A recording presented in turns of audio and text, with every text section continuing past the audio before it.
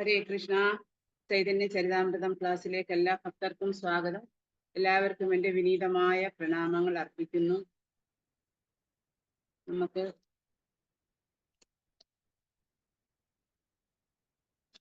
Clear ആണോ voice?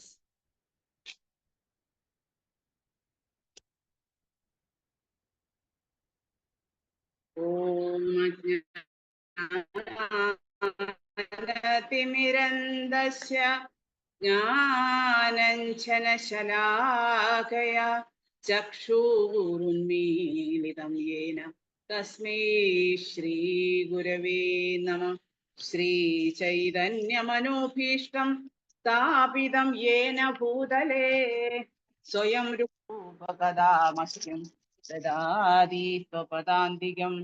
വന്ദേഹം Sreeguru ശ്രീയുതപദകമലം ശ്രീഗുരോൻ വൈഷ്ണവാംശ്ച ശ്രീരൂപം സാഗ്രജാതം സഹഗണരഘുനാഥാന്വിതം തം സജീവം സാദ്വൈതം സാവധൂതം പരിജനസഹിതം കൃഷ്ണചൈതന്യദേവം ശ്രീരാധാ കൃഷ്ണപാദാൻ സഹഗണലളിതാ ശ്രീവിശാഖാന്വിതാംശ്ച. ഹേ കൃഷ്ണ കരുണാ സിന്ധോ ദീനബന്ധോ ജഗത്പദേ ഗോപേശ ഗോപികാകാന്ത രാധാകാന്ത നമോസ്തുതേ. തപ്ത കാഞ്ചന ഗൗരംഗി രാധേ വൃന്ദാവനേശ്വരി വൃഷഭാനുസുതേ ദേവി പ്രണാമാമി ഹരിപ്രിയേ. വാഞ്ചകൽപതരോഭ്യശ്ച കൃപാ സിന്ധോഭയേവ ച പതിതാനാം പാവനേഭ്യോ വൈഷ്ണവേഭ്യോ നമോ നമഃ. നമോ ഓം വിഷ്ണുപാദായ കൃഷ്ണപ്രേഷ്ഠായ ഭൂതലേ ശ്രീമതേ ഭക്തിവേദാന്ത സ്വാമിന്നിധി നാമിനേ. നമസ്തേ സരസ്വതി ദേവേ ഗൗരവാണി പ്രചാരിണേ നിർവിശേഷ ശൂന്യവാദി പാശ്ചാത്യദേശതാരിണേ. ജയ ശ്രീ കൃഷ്ണ ചൈതന്യ പ്രഭു നിത്യാനന്ദ ശ്രീ അദ്വൈത ഗദാധാര ശ്രീവാസദി ഗൗരഭക്തവൃന്ദ. ഹരേ കൃഷ്ണ കൃഷ്ണ കൃഷ്ണ ഹരേ ഹരേ ഹരേ രാമ രാമ രാമ ഹരേ ഹരേ. ഹരി ഓം തത്സത്. ജയ ജയ ശ്രീ ചൈതന്യ ജയ നിത്യാനന്ദ ജയ അദ്വൈത ചന്ദ്ര ജയ ഗൗരഭക്തവൃന്ദ. ജയ ജയ ശ്രീ ചൈതന്യ ജയ നിത്യാനന്ദ ജയ അദ്വൈത ചന്ദ്ര ജയ ഗൗരഭക്തവൃന്ദ. ജയ ജയ ശ്രീ ചൈതന്യ ജയ നിത്യാനന്ദ ജയ അദ്വൈത ചന്ദ്ര ജയ ഗൗരഭക്തവൃന്ദ. ഹരേ കൃഷ്ണ കൃഷ്ണ കൃഷ്ണ ഹരേ ഹരേ ഹരേ രാം രാം രാം ഹരേ ഹരേ. ഹരേ കൃഷ്ണ കൃഷ്ണ കൃഷ്ണ ഹരേ ഹരേ ഹരേ രാം രാം രാം ഹരേ ഹരേ. ഹരേ കൃഷ്ണ കൃഷ്ണ കൃഷ്ണ ഹരേ ഹരേ ഹരേ രാം രാം ഹരേ ഹരേ. ജയ ഗുരുദേവാ ജയ ഗുരുദേവാ ജയ ഗുരുദേവാ ജയ ഗുരുദേവാ. ജയ പ്രഭുപദാ ജയ പ്രഭുപദാ ജയ പ്രഭുപദാ ജയ പ്രഭുപദാ ജയ ജയ പ്രഭുപാദ് പ്രഭുപാദ് പ്രഭുപാദ് ജയ ജയ പ്രഭുപാദ്. തൈ ഗൗര ഹരി ബോൽ ഹരി ബോൽ ഹരി ബോൽ നിത്തായ് ഗൗര ഹരി ബോൽ. ജയം ശ്രീ വിഷ്ണുപാദ പരമഹംസ പരിവൃജാചാര്യ അഷ്ടോത്തര ശതക ശ്രീ അഭയാരചരണ ഭക്തി വേദാന്ത സ്വാമി ശ്രീല പ്രഭുപാദ് की जय. अनंत कोटि वैष्णव वृंद की जय. श्री श्री राधा माधव की जय. श्री श्री जगन्नाथ बलदेव सुभद्रमैया सुदर्शन की जय. श्री पंचतत्व की जय. नित्याय गौर प्रेमानंदे हरि हरि बोल. हरे कृष्ण. അപ്പൊ ഇന്ന് നമ്മുടെ ശ്രീ ചൈതന്യ ചരിതാമൃതം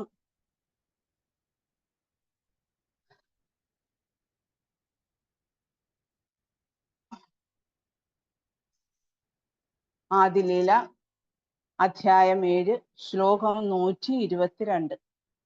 ശ്രീ ചൈതന്യ മഹാപ്രഭു 5 ഭാവങ്ങളിൽ.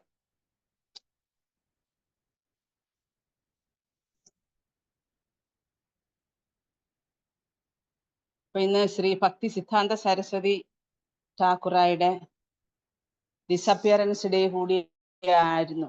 അപ്പൊ അദ്ദേഹത്തിന്റെ പ്രണാമന്ത്രം കൂടെ ഒന്ന് പറഞ്ഞ് നമുക്ക് തുടങ്ങും.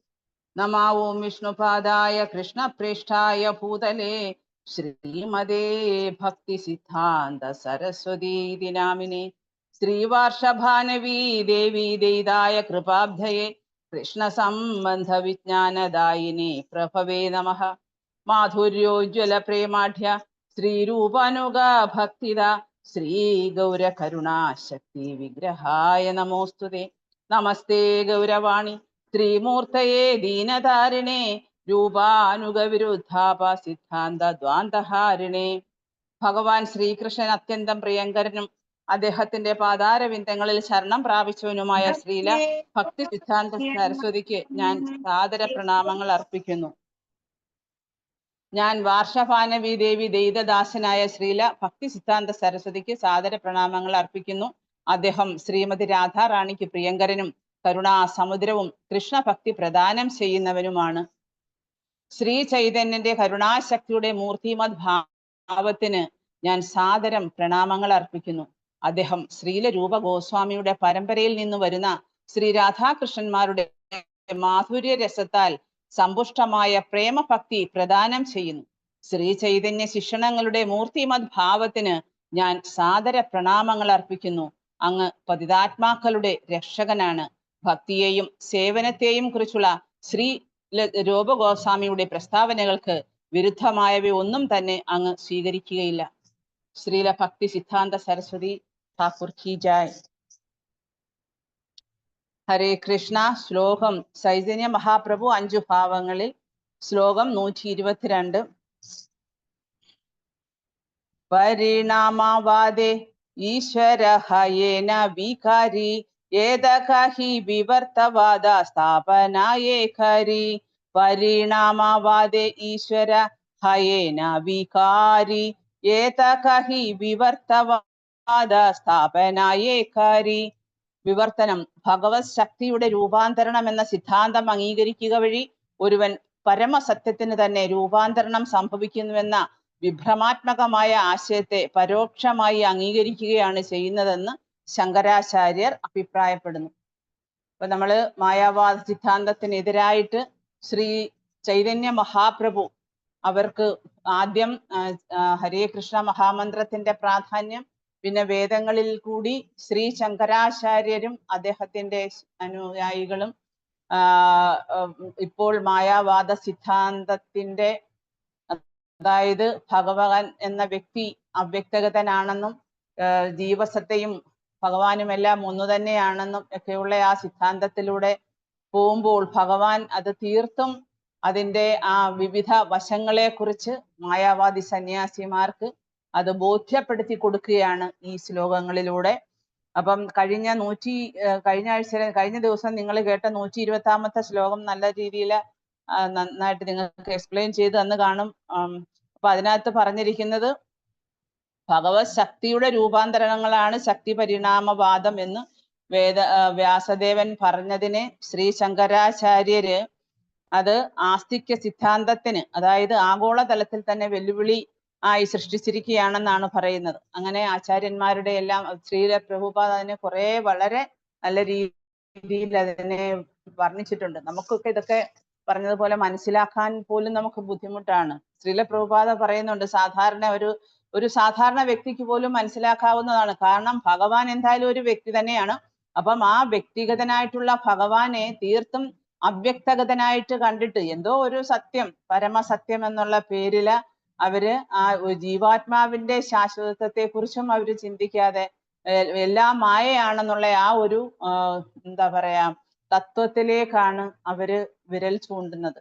അതായത് ശങ്കരാചാര്യര് ശരിക്കും പറഞ്ഞു കഴിഞ്ഞാൽ മായാവാദ സിദ്ധാന്തം പ്രചരിപ്പിച്ചെങ്കിലും അദ്ദേഹം അത് ഭഗവാന്റെ അനുഗ്രഹത്തോടും ആശീർവാദത്തോടും കൂടി തന്നെയാണ് മായാവാദ അദ്ദേഹം പ്രചരിപ്പിച്ച, കാരണം അന്നത്തെ ഒരു ആവശ്യമായിരുന്നു.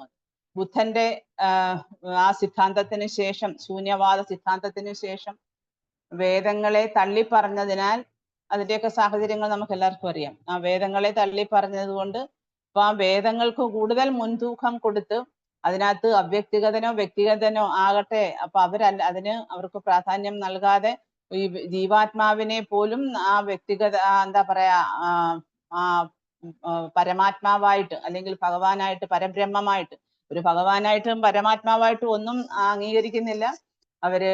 എന്താ പറയാ പരബ്രഹ്മം എന്ന്, അല്ലെങ്കിൽ പരമസത്യം, നിരപേക്ഷ സത്യം, നിർഗുണ ബ്രഹ്മം, ആ ഒരു തത്വത്തിന്റെ അടിസ്ഥാനത്തിലാണ് അവരതിനെ വ്യാഖ്യാനിക്കുന്നത്.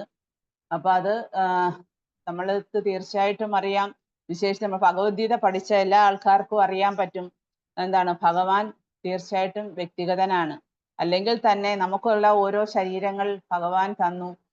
ദൈവേണ എന്താ കർമ്മേണ ദൈവനേത്രേണ, കർമ്മങ്ങളുടെ അടിസ്ഥാനത്തിൽ നമുക്കെല്ലാം ഓരോ ശരീരം തന്നെ ആ ഭഗവാൻ, എല്ലാത്തിനും കാരണഭൂതനായിട്ടുള്ള ആ ഭഗവാന് തീർച്ചയായിട്ടും അദ്ദേഹം അവ്യക്തിഗതനല്ല, അദ്ദേഹം ഒരു വ്യക്തി തന്നെയാണ്. അദ്ദേഹത്തിന്റെ അചിന്ത്യമായ ശക്തികളുണ്ട്. അപ്പൊ അതുകൊണ്ടാണ് ഭഗവത് ശക്തിയുടെ രൂപാന്തരണം. അപ്പൊ അത് ആ സിദ്ധാന്തത്തെ കുറിച്ച് മനസ്സിലാക്കണം. ഓരോരുത്തരും നമ്മൾ വ്യക്തമായ രീതിയിൽ മനസ്സിലാക്കണം.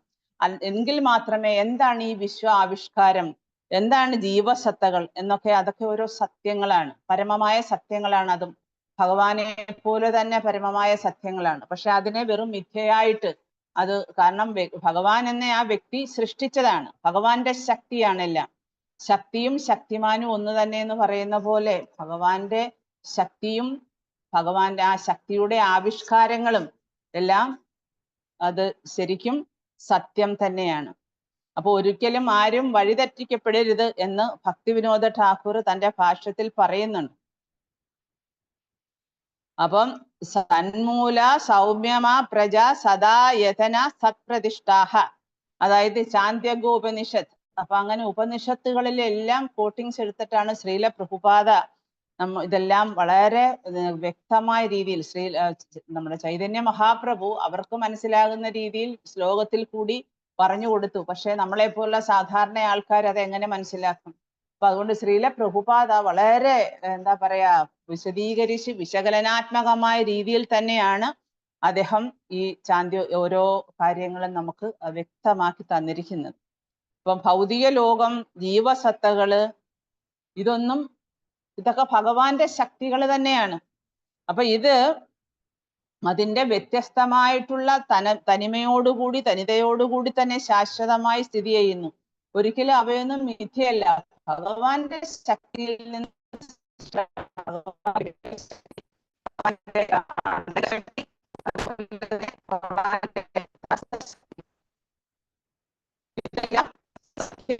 തന്നെയാണ്. അപ്പോ ശാശ്വതമായി നിലനിൽക്കുന്നതുമാണ്, ശാശ്വത സത്യങ്ങളാണ്. അപ്പൊ ഈശ്വര സങ്കല്പം അവ്യക്തിഗതമായിക്കോട്ടെ, അതുപോലെ അവ്യക്തിഗത ബ്രഹ്മത്തിന് പരിണാമം സംഭവിക്കുക എന്നത് അത് ഒരിക്കലും ഭഗവാൻ എങ്ങനെയാ പരിണാമം സംഭവിക്കുന്നത്? ഒരിക്കലും ഭഗവാന് പരിണാമം സംഭവിക്കാൻ വഴിയില്ല. അപ്പൊ അങ്ങനെ അവ്യക്തഗതി ബ്രഹ്മത്തിന് പരിണാമം സംഭവിക്കുന്നത് സ്വീകാര്യമല്ല എന്ന് ശങ്കരാചാര്യര് പറഞ്ഞിട്ട് ഇന്ന് ശ്രീഭദ്രൻ എന്താ പറയുന്നത്?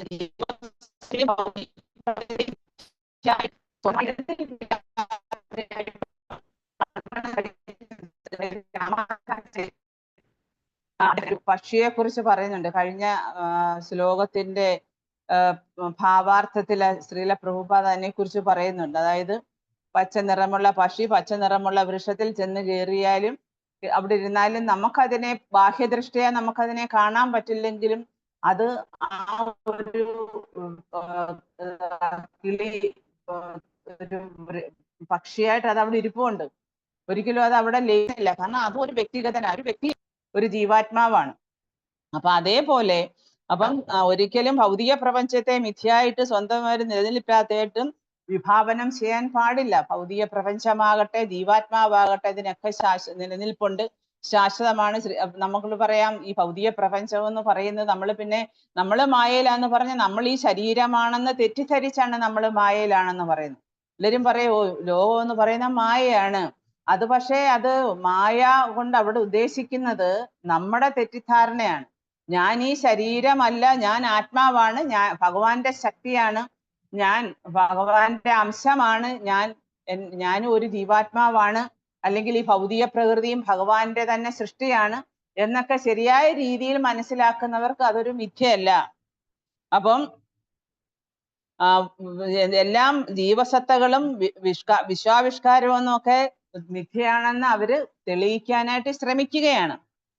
അപ്പൊ അങ്ങനെ അതുകൊണ്ടാണ് അതിനൊരു ഉദാഹരണം പറയുന്നുണ്ട്, കയറിനെ പാമ്പായിട്ട് കാണുക, പിന്നെ അതുപോലെ തന്നെ ചിപ്പിയെ സ്വർണമായിട്ട് കാണുക. അപ്പൊ ഇതൊക്കെ തെറ്റിദ്ധാരണകളാണ്. നമുക്കിപ്പോ തന്നെ നമ്മൾ രാത്രിയിലൊക്കെ നടന്നു പോകുമ്പോൾ ഒരു കയറ് കടന്നു കഴിഞ്ഞാൽ നമ്മൾ വിചാരിക്കും പാമ്പാണോ, പെട്ടെന്ന് നമ്മൾ ചിന്തിക്കും. അപ്പൊ അങ്ങനെ അതൊരു തെറ്റിദ്ധാരണയാണ്, നമ്മുടെ മനസ്സിൽ നിന്ന് വരുന്ന ഒരു വിഭ്രാന്തി. അപ്പൊ അതേപോലെ ജീവാത്മാവും ഈ ആവിഷ്കാരങ്ങളും ഒക്കെ അത് വെറും മിഥ്യയാണെന്ന് പറയുന്നത് ഒരു കയറിനെ പാമ്പായിട്ട് തെറ്റിദ്ധരിക്കുന്നത് പോലെ, ഒരു ചിപ്പി സാധാരണ ഒരു ചിപ്പി കണ്ടിട്ടോ ഇത് സ്വർണമായിരിക്കും എന്ന് തെറ്റിദ്ധരിക്കുന്നത് പോലെയൊക്കെ ആയി തീരും എന്നാണ്. അതൊക്കെ സാധാരണ ജനങ്ങളെ അതെല്ലാം വളരെ നിഗൂഢമായിട്ടുള്ള ജുഗുപ്സ അവസ്ഥയിലേക്ക് എത്തിക്കുന്ന ഓരോ അഭിപ്രായങ്ങളാണ് ഇത് എന്നാണ് പറയുന്നത്.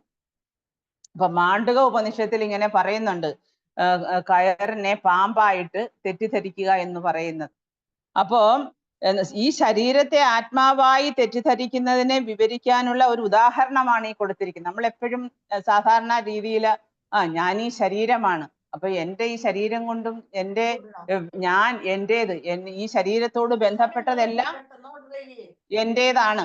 അപ്പൊ ആ രീതിയിൽ സംസാരിക്കുമ്പോഴാ അപ്പൊ നമ്മള് സാധാരണഗതിയിൽ എന്താണ്, പിന്നെ ആത്മാവിനെ ഭഗവാൻ 2-ാമത്തെ അധ്യായത്തിലൂടെ ആത്മാവിനെ കുറിച്ചെല്ലാം ഈവൻ അർജുനനും ആ രീതിയിൽ ആ ഒരു ശാരീരിക സങ്കല്പത്തിലായിരുന്നു ആദ്യം. അപ്പൊ അതുകൊണ്ടാണ് അർജുനന് ആത്മാവിനെ കുറിച്ച് ഗീതാ സംഗ്രഹത്തിൽ കൂടി, അതായത് ആത്മാവിനെ കുറിച്ചുള്ള എല്ലാ അറിവുകളും ഭഗവാൻ നൽകി. അപ്പൊ അതൊക്കെ നമ്മൾ പഠിക്കുമ്പോൾ നമുക്കും മനസ്സിലാകും, ആത്മാവെന്ന് പറയുന്നത് ദേഹിയും ദേഹവും തമ്മിൽ അന്തരമുണ്ട്. ശരീരം എന്ന് പറയുന്നത് നശ്വരമാണ്, ആത്മാവെന്ന് പറയുന്നത് അനശ്വരമാണ്, അതിന് മാറ്റങ്ങൾ സംഭവിക്കില്ല, ശരീരത്തിന് മാത്രമേ മാറ്റങ്ങൾ സംഭവിക്കൂ. ഇതെല്ലാം നമുക്കറിയാവുന്ന കാര്യങ്ങളാണ്. അപ്പം ഭഗവാൻ ആത്മാവെന്ന് പറയുന്നത് ഒരു ആത്മീയ സ്ഫുലിംഗമാണ്. ഭഗവാന്റെ അതാണ് മമൈവാംശോ ജീവലോകെ. അപ്പൊ എൻ്റെ ഈ ജീവസത്തകളെന്ന് പറയുന്നത് എൻ്റെ തന്നെ ആത്മീയ സ്ഫുലിംഗങ്ങളാണ്, അവരെൻ്റെ തന്നെ അംശങ്ങളാണ്, എൻ്റെ ശരീരത്തിന്റെ ഭാഗം പോലെയാണ് അവര്. പക്ഷെ അവർ ഈ ഭൗതിക ലോകത്ത് ഇന്ദ്രിയങ്ങളൊക്കെ ആയിട്ട് വന്നിട്ട് അവര് ശരീരം സ്വീകരിച്ച് വന്നിട്ട് അവര് ഒരുപാട് കഷ്ടപ്പെടുകയാണ്. മനഃഷ്ടാൻ ഇന്ദ്രിയാണി, മനസ്സിലായോ? അപ്പൊ എന്ന് പറയുന്ന പോലെ അപ്പൊ ഒരു മനുഷ്യന് ഇപ്പൊ മറ്റ് മൃഗങ്ങളൊക്കെ ആണെങ്കിൽ അതിന് വിവേകം അല്ലെങ്കിൽ ബുദ്ധിയില്ല. അപ്പൊ മൃഗങ്ങളെ പോലെ ഓരോ മനുഷ്യൻ തെറ്റിദ്ധരിക്കുന്നതാണ് എന്താ, അതായത് അതിനെയാണ് വിവർത്തവാദം എന്ന് പറയുന്നത്. വിവർത്തവാദം. അപ്പൊ ഇതിനകത്ത് പറയുന്നുണ്ട്, ചൈതന്യ മഹാപ്രഭു വിവർത്തവാദത്തെ കുറിച്ച് പറയുന്നുണ്ട് കഴിഞ്ഞ അധ്യായത്തില്, കഴിഞ്ഞ ശ്ലോകത്തില്. അപ്പം ആ വിവർത്തവാദം എന്ന് പറയുന്നത് മായ എന്ന് പറയുന്നത്, അതായത് ഞാൻ ഈ ശരീരം ആണ്, ഞാനും ഈ ശരീരത്തെ സംബന്ധിക്കുന്നതെല്ലാം എൻ്റേതാണ്, ഞാൻ എൻ്റേത് എന്നുള്ള ആ മിഥ്യാധാരണ, അതിനാണ് വിവർത്തവാദം. അതുകൊണ്ടാണ് നേരത്തെ നമ്മൾ ഈ പിന്നെ ഒരു കയറിനെ പിന്നെ പാമ്പായിട്ട് തെറ്റിദ്ധരിക്കുക, എന്നെ ഈ ശരീരത്തെ, ഞാൻ എന്ന ആത്മാവിനെ ശരീരമായി തെറ്റിദ്ധരിക്കുക. അപ്പൊ ഇതിനെയൊക്കെയാണ് വിവർത്തവാദം എന്ന് പറയുന്നത്. അപ്പൊ വിവർത്ത അഥവാ മായയ്ക്ക് ഉചിതമായ ഉദാഹരണമാണ് ഈ വിവർത്തവാദം എന്ന് പറയുന്നത്. അതായത് ഈ പാമ്പിന്റെ കയറിനെ കണ്ടിട്ട് പാമ്പായിട്ട് തെറ്റിദ്ധരിക്കുന്നത്. അപ്പൊ യഥാർത്ഥ വസ്തുത മനസ്സിലാക്കാതെ അത് മറച്ചു വെച്ചിട്ട് അതായത് നമ്മുടെ ശരീരത്തിന്റെ ഏറ്റവും പ്രധാനപ്പെട്ട ഭാഗം എന്ന് പറയുന്നത് ആത്മാവാണ്. അപ്പോഴതാണ് നമ്മളിപ്പം ഈ ഭൗതിക ലോകത്തു നിന്ന് ശരീരം വെടിഞ്ഞിട്ട് നമ്മൾ പോകുന്നത്, അത് ആത്മാവാണ്. അപ്പൊ ഈ ആത്മാവിന് പിന്നെ ഈ ശരീരത്ത് കുടികൊള്ളാൻ പറ്റാത്തത് കൊണ്ടാണ് അത് ഈ ശരീരത്തെ ഉപേക്ഷിച്ചിട്ട് പോകുന്നത്. അതിന് സമയമാകുമ്പോൾ അത് വിട്ടുപോകും. അപ്പൊ അത് വിട്ടുപോയിട്ട് നമ്മൾ പോയി എന്ന് മാത്രമേ നമ്മൾ പറയുന്നുള്ളൂ, അല്ലെ? എൻ്റെ ആള് പോയി, ശരീരം വിട്ടുപോയി. പക്ഷെ ശരീരം അവിടെ കിടപ്പുണ്ട്. അപ്പൊ ഞാൻ ഈ ശരീരമാണെങ്കിൽ എന്താണ് ഈ ശരീരം ഇവിടെ കിടക്കുന്നത്? അപ്പൊ നമ്മൾ അതിനെക്കുറിച്ച് ചിന്തിക്കണം. അപ്പൊ ഒരിക്കലും നമ്മൾ യഥാർത്ഥ വസ്തുതകൾ മനസ്സിലാക്കാതെ വസ്തുവിനെ മറ്റൊന്നായി കാണാൻ പാടില്ല. ഞാൻ ആത്മാവായിരുന്നു, പക്ഷെ ഈ ആത്മാവാണ് ഇത്രയും കാലം ഈ ശരീരത്തിന്റെ താൽക്കാലികമായ ഈ ശരീരത്തിൽ ജീവിച്ച് ഇത്രയും കാലം സംസാരിച്ചതും പ്രവർത്തിച്ചതും എല്ലാ കാര്യങ്ങളും ചെയ്തത് ഈ ആത്മാവാണ്. ആത്മാവിന്റെ ഊർജം കൊണ്ടാണ്, ആത്മാവിന്റെ ശക്തി കൊണ്ടാണ്, അല്ലെങ്കിൽ ആത്മാവിന്റെ ആ പ്രഭാവം കൊണ്ടാണ്, ശരീരത്തിൽ കുടികൊണ്ടിരുന്ന ആ ആത്മാവിന്റെ പ്രഭാവത്താലാണ്. പക്ഷെ അതിനെ ശരീരമാണെന്ന് തെറ്റിദ്ധരിച്ചിട്ട് എന്താണ് ആ ഒരു വാദമാണ് വിവർത്തവാദം എന്ന് പറയുന്നത്. അതത്വതോ അന്യഥാ ബുദ്ധിർ വിവർത്ത ഇതി ഉദാഹൃതഃ. അതാണ് മായയുടെ സ്വാധീന വലയത്തിൽപ്പെട്ട്. അപ്പൊ നമ്മൾ ഈ ചിന്തിക്കുന്നതിനെയാണ് മായ എന്ന് പറയുന്നത്. നമ്മൾ എന്ത് കാര്യങ്ങളെയും നമ്മൾ തെറ്റായിട്ട് ചിന്തിക്കുന്നതിനെയാണ് മായ. അല്ലാതെ നമ്മൾ ജീവാത്മാക്കളും മായയല്ല. അത് മായാവാദികളുടെ സിദ്ധാന്തം എന്ന് പറയുന്ന ജീവാത്മാവും ഈ വിശ്വാവിഷ്കാരവും എല്ലാം മായയാണെന്നാണ്. അപ്പം വിശ്വാവിഷ്കാരവും ഭഗവാന്റെ ശക്തിയാണ്. ജീവസത്ത എന്ന് പറയുന്നതും ഭഗവാന്റെ അംശമാണ്, അല്ലെങ്കിൽ ഭഗവാന്റെ ശക്തിയാണ്. അപ്പൊ ഇതിന് ഒക്കെ എന്തെങ്കിലും പരിണാമങ്ങൾ, ശരീരം എടുത്തു കഴിയുമ്പോൾ പരിണാമങ്ങൾ വരും. ഭൗതിക പ്രകൃതി ആകുമ്പോൾ അതിന് പരിണാമങ്ങൾ വരും. ഇപ്പം നമ്മുടെ ശരീരത്തിന് ഏതെല്ലാം തരത്തിലുള്ള മാറ്റങ്ങളാണ് വരുന്നത്. അപ്പൊ എന്ന് പറയുന്നത് പോലെ മായയുടെ സ്വാധീന വലയത്തിൽപ്പെട്ട് ഞാൻ ഈ ശരീരമാണ്, ഞാൻ ഇന്ന ആളാണ് എന്നൊക്കെ നമ്മൾ ഭൗതികമായ അവബോധത്തിൽ നിന്നാണ് നമ്മൾ ചിന്തിക്കുകയും പറയുകയും ചെയ്യുന്നത്. അപ്പൊ അങ്ങനെ ഇതെല്ലാം ഓരോ മനുഷ്യരെയും ഈ വിവർത്തവാദം എന്ന് പറയുന്ന അത് നമ്മളെ വിഡ്ഢികളാക്കുകയാണ്. നമ്മൾ സ്വയം ഈശ്വരന്റെ അംശമായിട്ടുള്ള ഓരോ ജീവാത്മാക്കളും ഈ ആത്മാവെന്ന ആ ഒരു സത്യത്തെ, ഒരു വസ്തുതയെ മറച്ചു വെച്ചിട്ട് ഞാൻ ഈ ശരീരമാണെന്ന് തീർത്തും വിശ്വസിക്കുകയും മറ്റുള്ളവരെ വിശ്വസിപ്പിക്കുകയും ചെയ്യുന്ന ആ ഒരു മായാ സിദ്ധാന്തത്തിനെയാണ് വിവർത്തവാദം എന്ന് പറയുന്നത്. ഇത് ഓരോരുത്തരെയും വിഡ്ഢികളാക്കുകയാണ്. നമ്മൾ ഈ ശരീരമാണോ? അല്ല. അപ്പൊ നമ്മള് ശരീരമാണെന്നാണ് ഇത്രയും നാള് ധരിച്ചിരുന്നത്. അപ്പൊ നമ്മൾ കൃഷ്ണാവബോധത്തിൽ വന്നതിന് ശേഷമാണ് നമ്മൾ ശരിയും തെറ്റുമൊക്കെ മനസ്സിലാക്കാൻ തുടങ്ങിയത്. അപ്പൊ സർവശക്തനായ പരമദിവ്യോത്തമ പുരുഷന്റെ അചിന്ത്യ ശക്തികളെ ആരാണ് വിസ്മരിക്കുന്നത്? അപ്പൊ ഭഗവാനെ മനസ്സിലാക്കാൻ കഴിയുന്നവർക്ക് ഭഗവാന്റെ ശക്തികളെ മനസ്സിലാക്കാൻ പറ്റും.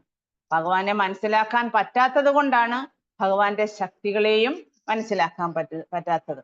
അപ്പൊ മായാവാദികൾക്ക് അവരുടെ നിഘണ്ടുവില് ഭഗവാൻ എന്നൊരു വ്യക്തി ഇല്ല.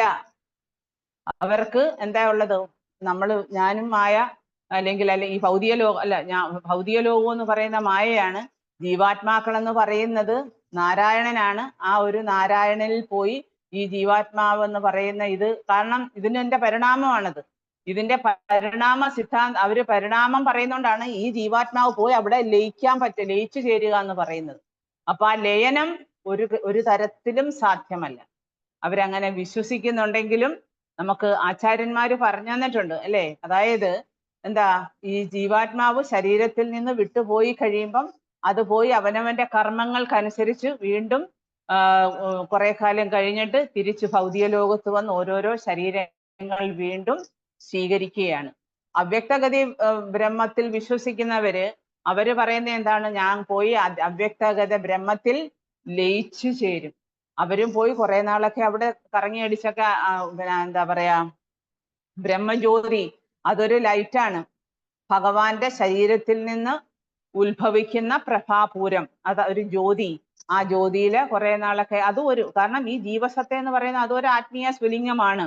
അപ്പൊ ഇത് പോയി അവിടെ കുറെ നാളൊക്കെ നടന്നു കഴിയുമ്പോഴാ അതിനും ബോറടിക്കും. അത് വീണ്ടും തിരിച്ചു ഭൗതിക ലോകത്തിലേക്ക് വരും. അപ്പൊ അവിടെ ലയനം സംഭവിക്കുന്നില്ല.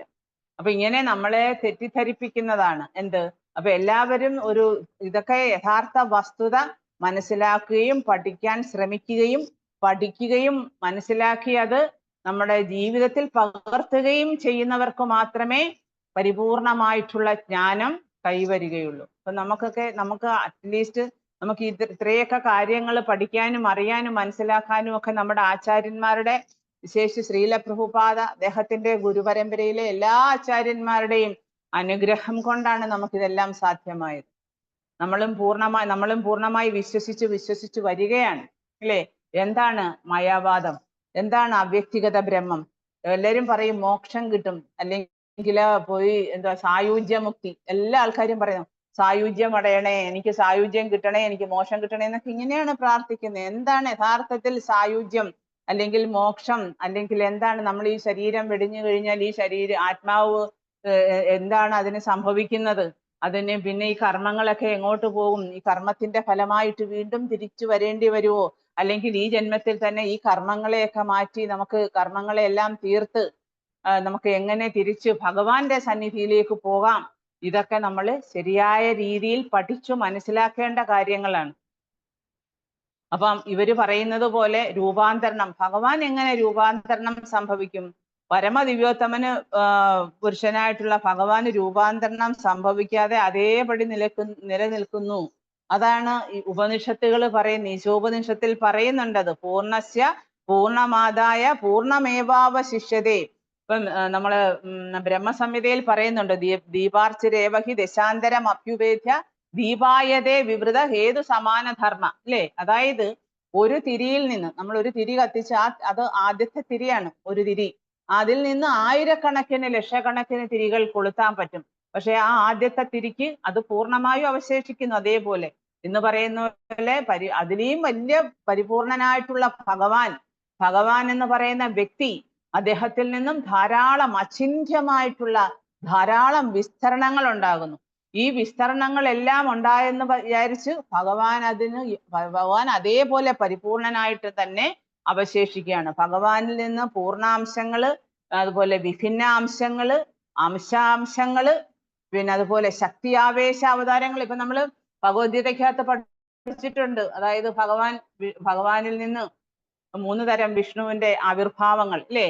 കാരണഗതാശായി വിഷ്ണു, ഗർഭോഗതാശായി വിഷ്ണു, ശിരോദാശായി വിഷ്ണു. അപ്പൊ ഇങ്ങനെ ഭഗവാന്റെ വിഷ്ണു രൂപങ്ങൾ, പുരുഷ അവതാരങ്ങൾ കുറിച്ച് നമ്മൾ അതിനെ കുറിച്ചൊക്കെ വളരെ വ്യക്തമായിട്ട് പഠിച്ചിട്ടുണ്ട്.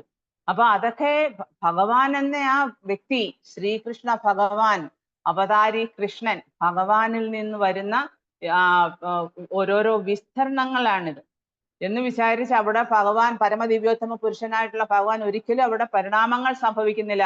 അദ്ദേഹം സ്വയം അദ്ദേഹത്തിന്റെ വിസ്തരണങ്ങളെ ആവിഷ്കരിക്കുകയാണ്. ആവിഷ്കാരം എന്നാണ് അതിന് പറയുന്നത്. ഭഗവാനിൽ നിന്ന് വിസ്തരിക്കുന്ന ഭഗവാന്റെ ആദ്യത്തെ വിസ്തരണമാണ് ബലഭദ്രൻ, അതായത് ബലദേവൻ. പിന്നെ അതിനുശേഷം അദ്ദേഹം 4, അതായത് 4 AIDS ക്യാമ്പ്, ചതുർവ്യൂഹങ്ങള്, വാസുദേവൻ, സംഘർഷണൻ, അനിരുദ്ധൻ, പ്രദ്യുമ്നൻ. പിന്നെ അതിൽ നിന്ന് വീണ്ടും ഇവര് 4 പേര് വീണ്ടും ആവിഷ്കരിക്കും. പിന്നെ അതിനുശേഷമാണ് ഈ പുരുഷാവതാരങ്ങൾ ഉണ്ടാകുന്നത്. കാരണം പ്രപഞ്ചം സൃഷ്ടിക്കപ്പെടാൻ സമയത്ത് ആദ്യം കാരണോപാദാശായ വിഷ്ണുവായിട്ട്, മഹാവിഷ്ണുവായിട്ട് ഭഗവാൻ രൂപം എടുക്കും. പിന്നെ അതിനുശേഷം പ്രപഞ്ചങ്ങളെ സൃഷ്ടിക്കപ്പെടും. ഭഗവാന്റെ ഓരോ രൂപത്തിൽ നിന്നും ഓരോ ഗ്രഹങ്ങൾ സൃഷ്ടിക്കപ്പെടും. അപ്പൊ ആ ഗ്രഹങ്ങൾക്കെല്ലാം ആ ശാക്തീകരണം നൽകുന്നതിന് വേണ്ടി ഭഗവാൻ എന്താണ് ഗർഭോദാശായ വിഷ്ണുവായിട്ട് പോകും. അപ്പൊ അങ്ങനെ ഗർഭോദകം എന്ന് പറയുന്നത് ഭഗവാൻ സ്വയം തന്റെ ശരീരത്തിൽ നിന്ന് വിയർപ്പിൽ ആ ഒരു സമുദ്രം, അങ്ങനെ ഒരു സമുദ്രം ഉണ്ടായി അവിടെ വസിക്കും. അപ്പൊ അങ്ങനെയാണ് പിന്നെ ബ്രഹ്മാവിന്റെ ഉത്ഭവം തന്റെ പുക്കിൽ കൊടിയിൽ നിന്ന്. അതിനുശേഷം എന്താണ് അദ്ദേഹത്തിന്റെ ഓരോ ശ്വാസത്തിൽ നിന്നും ഈ പ്രപഞ്ചങ്ങളൊക്കെ സൃഷ്ടിക്കപ്പെട്ടതിന് ശേഷം പിന്നെ ബ്രഹ്മാവ് ജീവാത്മാക്കളെ സൃഷ്ടിക്കും. ജീവാത്മാക്കളെ സൃഷ്ടിക്കുമ്പോഴാണ് ഭഗവാൻ ഓരോ ജീവാത്മാവിലും പരമാത്മാവായിട്ട് ഭഗവാൻ ഉൾപ്പോകുന്നത്. അങ്ങനെയാണ് പരമാത്മാവും ജീവാത്മാവും. അതാണ് ദ്വൈത സിദ്ധാന്തം. അപ്പൊ നമ്മൾ കഴിഞ്ഞ ആഴ്ചയിലും നമ്മുടെ എൻ്റെ ക്ലാസ്സിലെ ദ്വൈത സിദ്ധാന്തത്തെ കുറിച്ച്, അദ്വൈത സിദ്ധാന്തം, വിശിഷ്ടാദ്വൈതം, ഇപ്പൊ എന്താണ് ഈ പിന്നെ രാമാനുജാചാര്യനാണ് വിശിഷ്ടാദ്വൈതം. അപ്പൊ കഴിഞ്ഞ ആഴ്ചയിലത്തെ ഈ കഴിഞ്ഞ ക്ലാസ്സിലും ഈ വിശിഷ്ടാദ്വൈതത്തെ കുറിച്ച് പറയുന്നുണ്ട്. അപ്പൊ വിശിഷ്ടാദ്വൈത തത്വം അനുസരിച്ച് ഭഗവത് ശക്തികളെല്ലാം ഒന്ന് തന്നെയാണെങ്കിലും ഓരോന്നിനും അതിൻ്റെതായ വ്യക്തിത്വം ഉണ്ട്. അപ്പൊ ആരും അവ്യക്തമല്ല, എല്ലാം വ്യക്തിത്വമുള്ളതാണ്. ഓരോന്നും ഓരോ നമ്മളെല്ലാം ഓരോരോ ജീവാത്മാക്കളാണ്. നമ്മളെല്ലാം ഓരോ ഇൻഡിവിജ്വൽ സോൾസ് ആണ്. അപ്പൊ അതുകൊണ്ടാണ് ഭഗവാനെ നമ്മൾ എന്താ പറയാ ഭഗവത് സേവനം ചെയ്യണം. അത് നമ്മുടെ ഓരോരുത്തരുടെയും കർത്തവ്യമാണ്. നമ്മൾ ഓരോരുത്തരും നാമം ജപിക്കണം. ഇതെല്ലാം പറയുന്നത് എന്താണ്? നമ്മൾ ഭഗവാന്റെ ഒരു സ്ഫുലിംഗം ആണെങ്കിൽ പോലും നമ്മൾ എല്ലാവരും വ്യക്തികളാണ്. ഈ ശരീരം ഉപേക്ഷിച്ച് പോയാലും നമ്മൾ ഓരോ വ്യക്തികളായിട്ട് തന്നെ നിലനിൽക്കും. അതാണ് നമ്മുടെ സ്വരൂപാവസ്ഥ. നമ്മൾ ഭഗവത് സന്നിധിയിലേക്ക് തിരിച്ചു പോകുമ്പോഴാണ് നമുക്ക് സ്വരൂപാവസ്ഥയെ നമ്മൾ പ്രാപിക്കുന്നത്.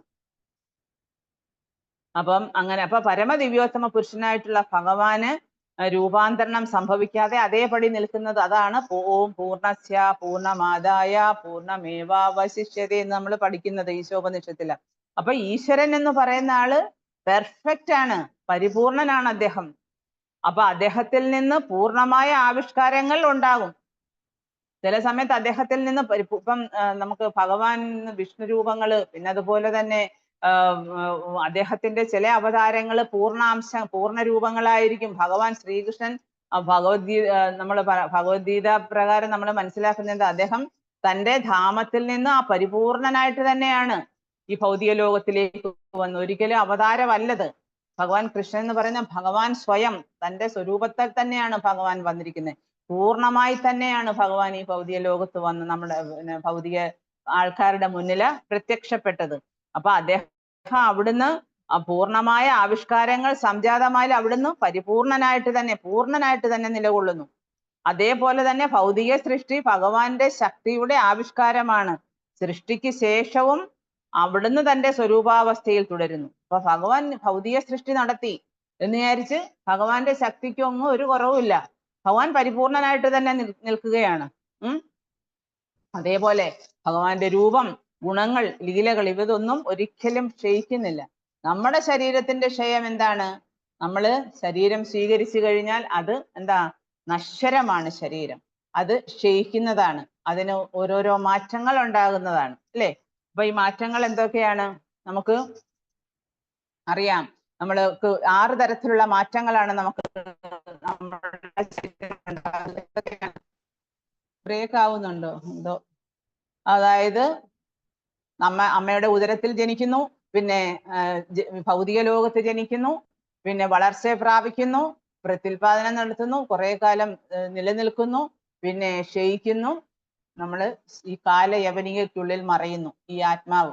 മനസ്സിലായോ? അപ്പൊ എന്ന് പറയുന്നത് പോലെ നമുക്ക് അങ്ങനെ നമുക്ക് സാധാരണ ശരീരം സ്വീകരിക്കുന്നതുകൊണ്ടാണ് ഭൗതിക ശരീരം, അതായത് നമുക്ക് എന്താണ് പഞ്ചഭൂതങ്ങളാൽ നിർമ്മിതമായ ശരീരം ആണ് നമ്മൾ സ്വീകരിച്ചിരിക്കുന്നത്. ഭഗവാൻ നമുക്ക് തരുന്നത് ഈ ഭൗതിക ലോകത്ത് വരുമ്പോൾ നമ്മൾ ഭൗതിക ലോകത്തിന് അനുസൃതമായിട്ടുള്ള ശരീരം സ്വീകരിക്കുകയാണ്. പഞ്ചഭൂതങ്ങളാൽ നിർമ്മിതമായ ഭൗതിക ശരീരം.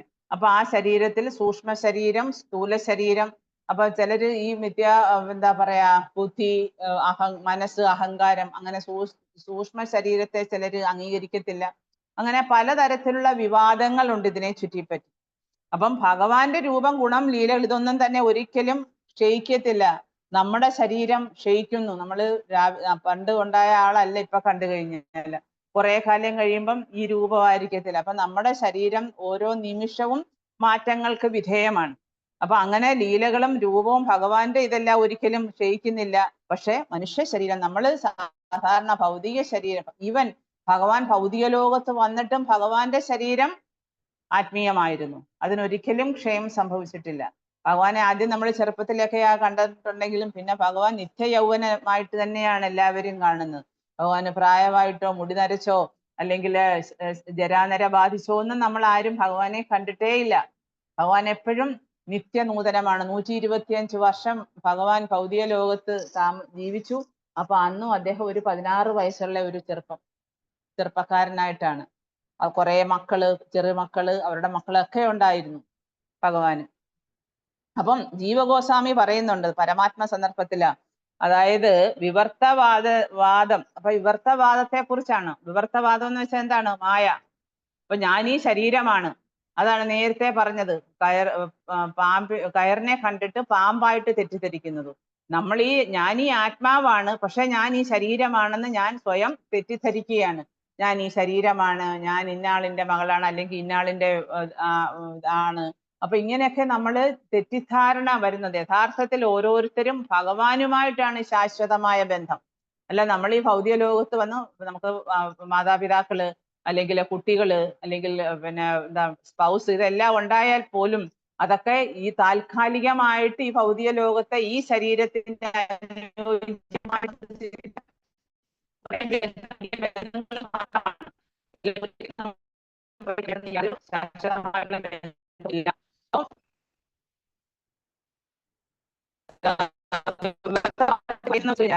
ഒരുവൻ വിഭിന്നങ്ങളായ വിശ്വാവിഷ്കാരത്തെയും ജീവസത്തകളെയും ബ്രഹ്മത്തിന് തുല്യമായിട്ട് കരുതുന്നു. അപ്പൊ അവരുടെ വാദം എന്താണ്? ഈ അവ്യക്തഗതവാദികൾ. ഇപ്പൊ നമ്മള് ഈ ഭൗതിക ലോകത്തിരുന്നുകൊണ്ട് ഞാൻ ഈ ശരീരമാണെന്ന് പറയുന്നു. അതൊരു വിവർത്തവാദമാണ്. പിന്നെ അതേപോലെ തന്നെ ജീവഗോസ്വാമി പറയുന്നതെന്ന് വെച്ച് കഴിഞ്ഞാല്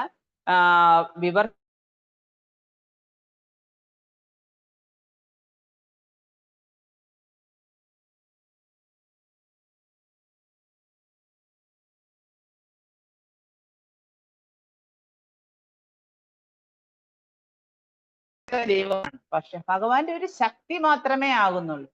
പ്രകൃതി നമ്മള് ഭഗവാനാണെന്ന് പറയാൻ പറ്റുമോ? ഇല്ല.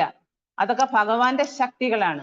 അതേപോലെ തന്നെ എന്താ പറയാ, ജീവസത്തകള് ഞാൻ ബ്രഹ്മമാകുന്നു, അഹം ബ്രഹ്മാസ്മി, ഞാനും ബ്രഹ്മം, നീയും ബ്രഹ്മം, നമ്മളെല്ലാം പരബ്രഹ്മമാണ്.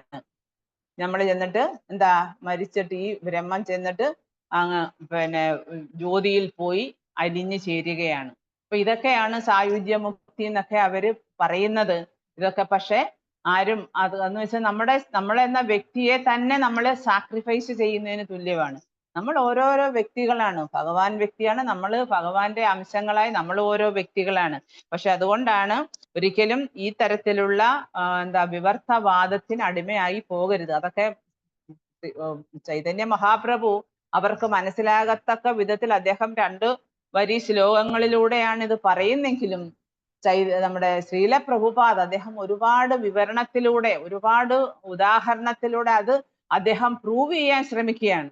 കാരണം ചൈതന്യ മഹാപ്രഭു അങ്ങനെ പറഞ്ഞ മായാവാദി സിദ്ധാന്തക്കാർ അത് അവരെ അംഗീകരിച്ചു. പക്ഷെ ഇന്നത്തെ തലമുറയിലെ ആൾക്കാർ എങ്ങനെയാണ് അതിനെ പരിപൂർണമായും അംഗീകരിക്കുക? അപ്പൊ അതുകൊണ്ടാണ് അദ്ദേഹം ഈ അദ്ദേഹത്തിന്റെ ഭാവാർത്ഥത്തിലൂടെ അദ്ദേഹം അത് തെളിയിക്കുകയാണ്. എന്താണ് യഥാർത്ഥത്തിൽ വിവർത്തവാദം, എന്താണ് മായാവാദ സിദ്ധാന്തം, എന്താണ് ആരാണ് ഭഗവാൻ, വ്യക്തിഗത ജീവാത്മാക്കൾ എന്താണ്? അപ്പൊ ഇതൊക്കെ എന്തിനാണ് നമുക്ക് ഇത്രയും വിസ്തരിച്ച് ശ്രീല പ്രഭുപാദ പറഞ്ഞു തരുന്നത്? കാരണം നമുക്ക് വ്യക്തമായിട്ടുള്ള അണ്ടർസ്റ്റാൻഡിങ് ഉണ്ടായിരിക്കണം എല്ലാത്തിനെയും കുറിച്ച്. ഈശ്വരൻ ആരാണ്, ഞാൻ ആരാണ്, എൻ്റെ കർത്തവ്യം എന്താണ്, അതാണ് സംബന്ധ അഭിധേയ പ്രയോജനം. ഇതിനകത്തെല്ലാം ആക്ച്വലി ഈ ചൈതന്യ ചരിതാമൃതത്തിലെ കൂടുതലും അതിനെക്കുറിച്ചാണ്. നമ്മൾ ഭഗവാനുമായിട്ടുള്ള ബന്ധം, സംബന്ധ, പിന്നെ നമ്മളെ അഭിധേയ, നമ്മൾ ഭഗവാനുമായിട്ടുള്ള ബന്ധത്തിലൂടെ നമ്മൾ ബന്ധം മനസ്സിലാക്കി നമ്മൾ ചെയ്യേണ്ട കർത്തവ്യങ്ങള് എന്താണ്? യശൈവൈ ശ്രൂയമാനാനാം കൃഷ്ണേ പരമപുരുഷേ ഭക്തി ഉൽപ്പത്തി. അതായത് നമ്മൾ നമ്മുടെ ഹൃദയത്തിൽ ഭക്തി ഉണർത്തിയെടുക്കണം, ഭഗവാനോടുള്ള ഭക്തി ഉണർത്തിയെടുക്കണം എന്നത്. അതേപോലെ നമ്മുടെ പരമമായുള്ള ധർമ്മം എന്താണ്?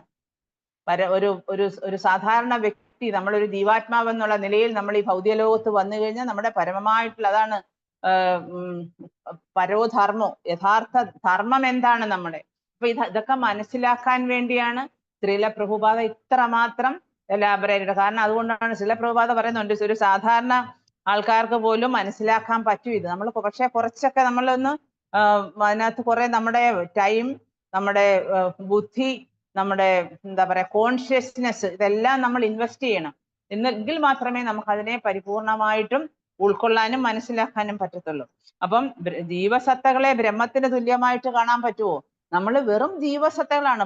നമ്മുടെ ശരീരത്തിന്റെ ഒരു ഭാഗം, ഒരു കൈ, ഇതാണ് എൻ്റെ ശരീരം എന്ന് പറയാനൊക്കെ, ഇത് എൻ്റെ കൈ എന്നേ പറയത്തുള്ളൂ. നമ്മൾ എൻ്റെ കൈ, എൻ്റെ കണ്ണ്, ഇതൊക്കെ ശരീരത്തിന്റെ ഓരോ അംശങ്ങളാണ് എന്ന് പറയുന്ന പോലെ പരബ്രഹ്മമായിട്ടുള്ള ഭഗവാന്റെ ഓരോ അംശങ്ങളാണ് ഓരോ ജീവാത്മാവുകൾ. എൻ്റെ അംശം എന്നാണ് ഭഗവാൻ പറയുന്നത്, ഞാനെന്നല്ല പറയുന്നത്.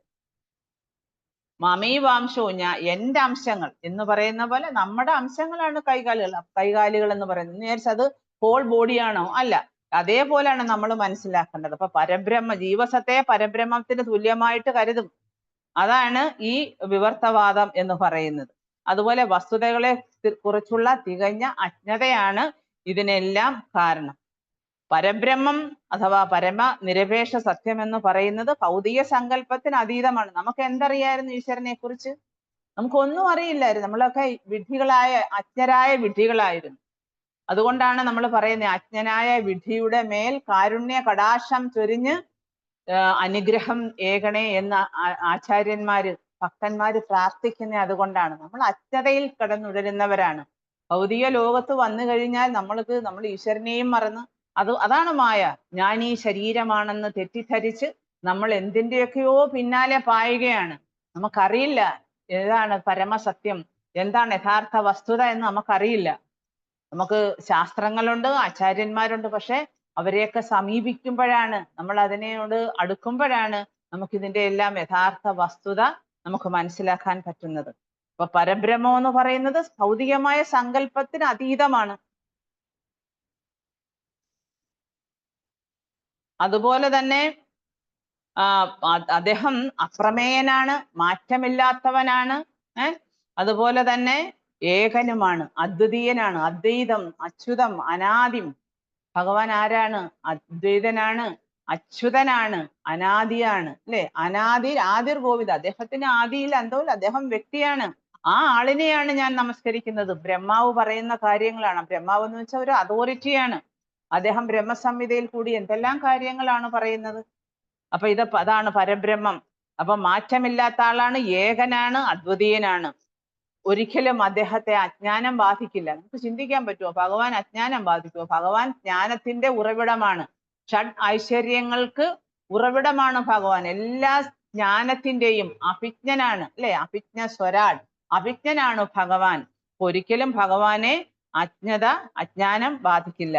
അപ്പൊ അതുകൊണ്ട് പറഞ്ഞിട്ടുള്ള വിവർത്തവാദ പ്രകാരമുള്ള പരിണാമ പ്രക്രിയയ്ക്കൊക്കെ അതീതനാണ് ഭഗവാൻ. അതുപോലെ തന്നെയാണ് ജീവാത്മാവും. അപ്പൊ അവിടുന്ന് ആത്മീയ വ്യക്തിത്വത്തിൽ പൂർണ്ണനാണ്, മിഥ്യാഹങ്കാരത്തിൽ നിന്നും പരിപൂർണമായും സ്വതന്ത്രനാണ്. നമുക്കാണ് ഭൗതിക ലോകത്ത് ഈ പാഴ്ശീകവും അതുപോലെ ഇതെല്ലാം. നമ്മളിപ്പം സൂക്ഷ്മ ശരീരം, ഭഗവാൻ ഒരു ശരീരം മാത്രമേ ഉള്ളൂ, ആത്മീയ ശരീരം. നമുക്കൊരു സ്ഥൂല ശരീരവും ഉണ്ട്, ഒരു സൂക്ഷ്മ ശരീരവും ഉണ്ട്. അപ്പം ആ സ്ഥൂല അതാണ് ഭൂമി, രാപു,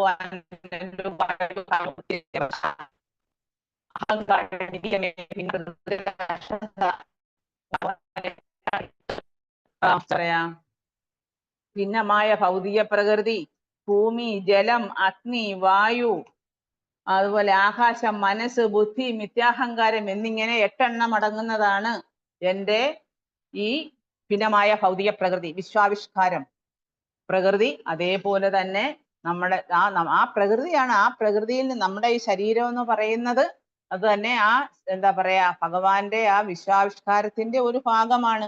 അതിൻ്റെ ഒരു ഘടകങ്ങൾ ഭൗതിക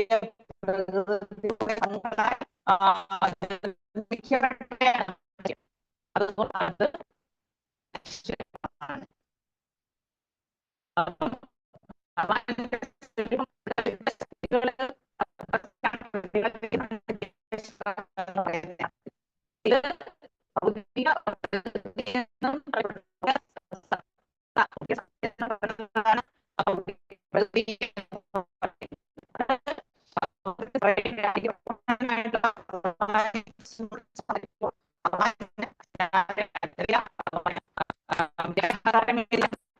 സ്വതന്ത്രനാണ്.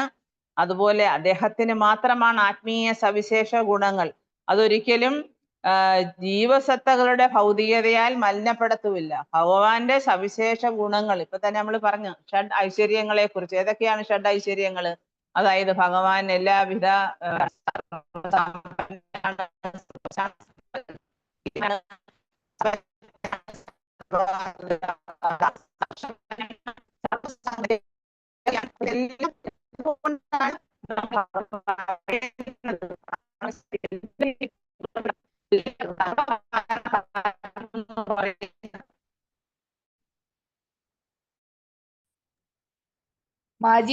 ഭഗവാനാണ്.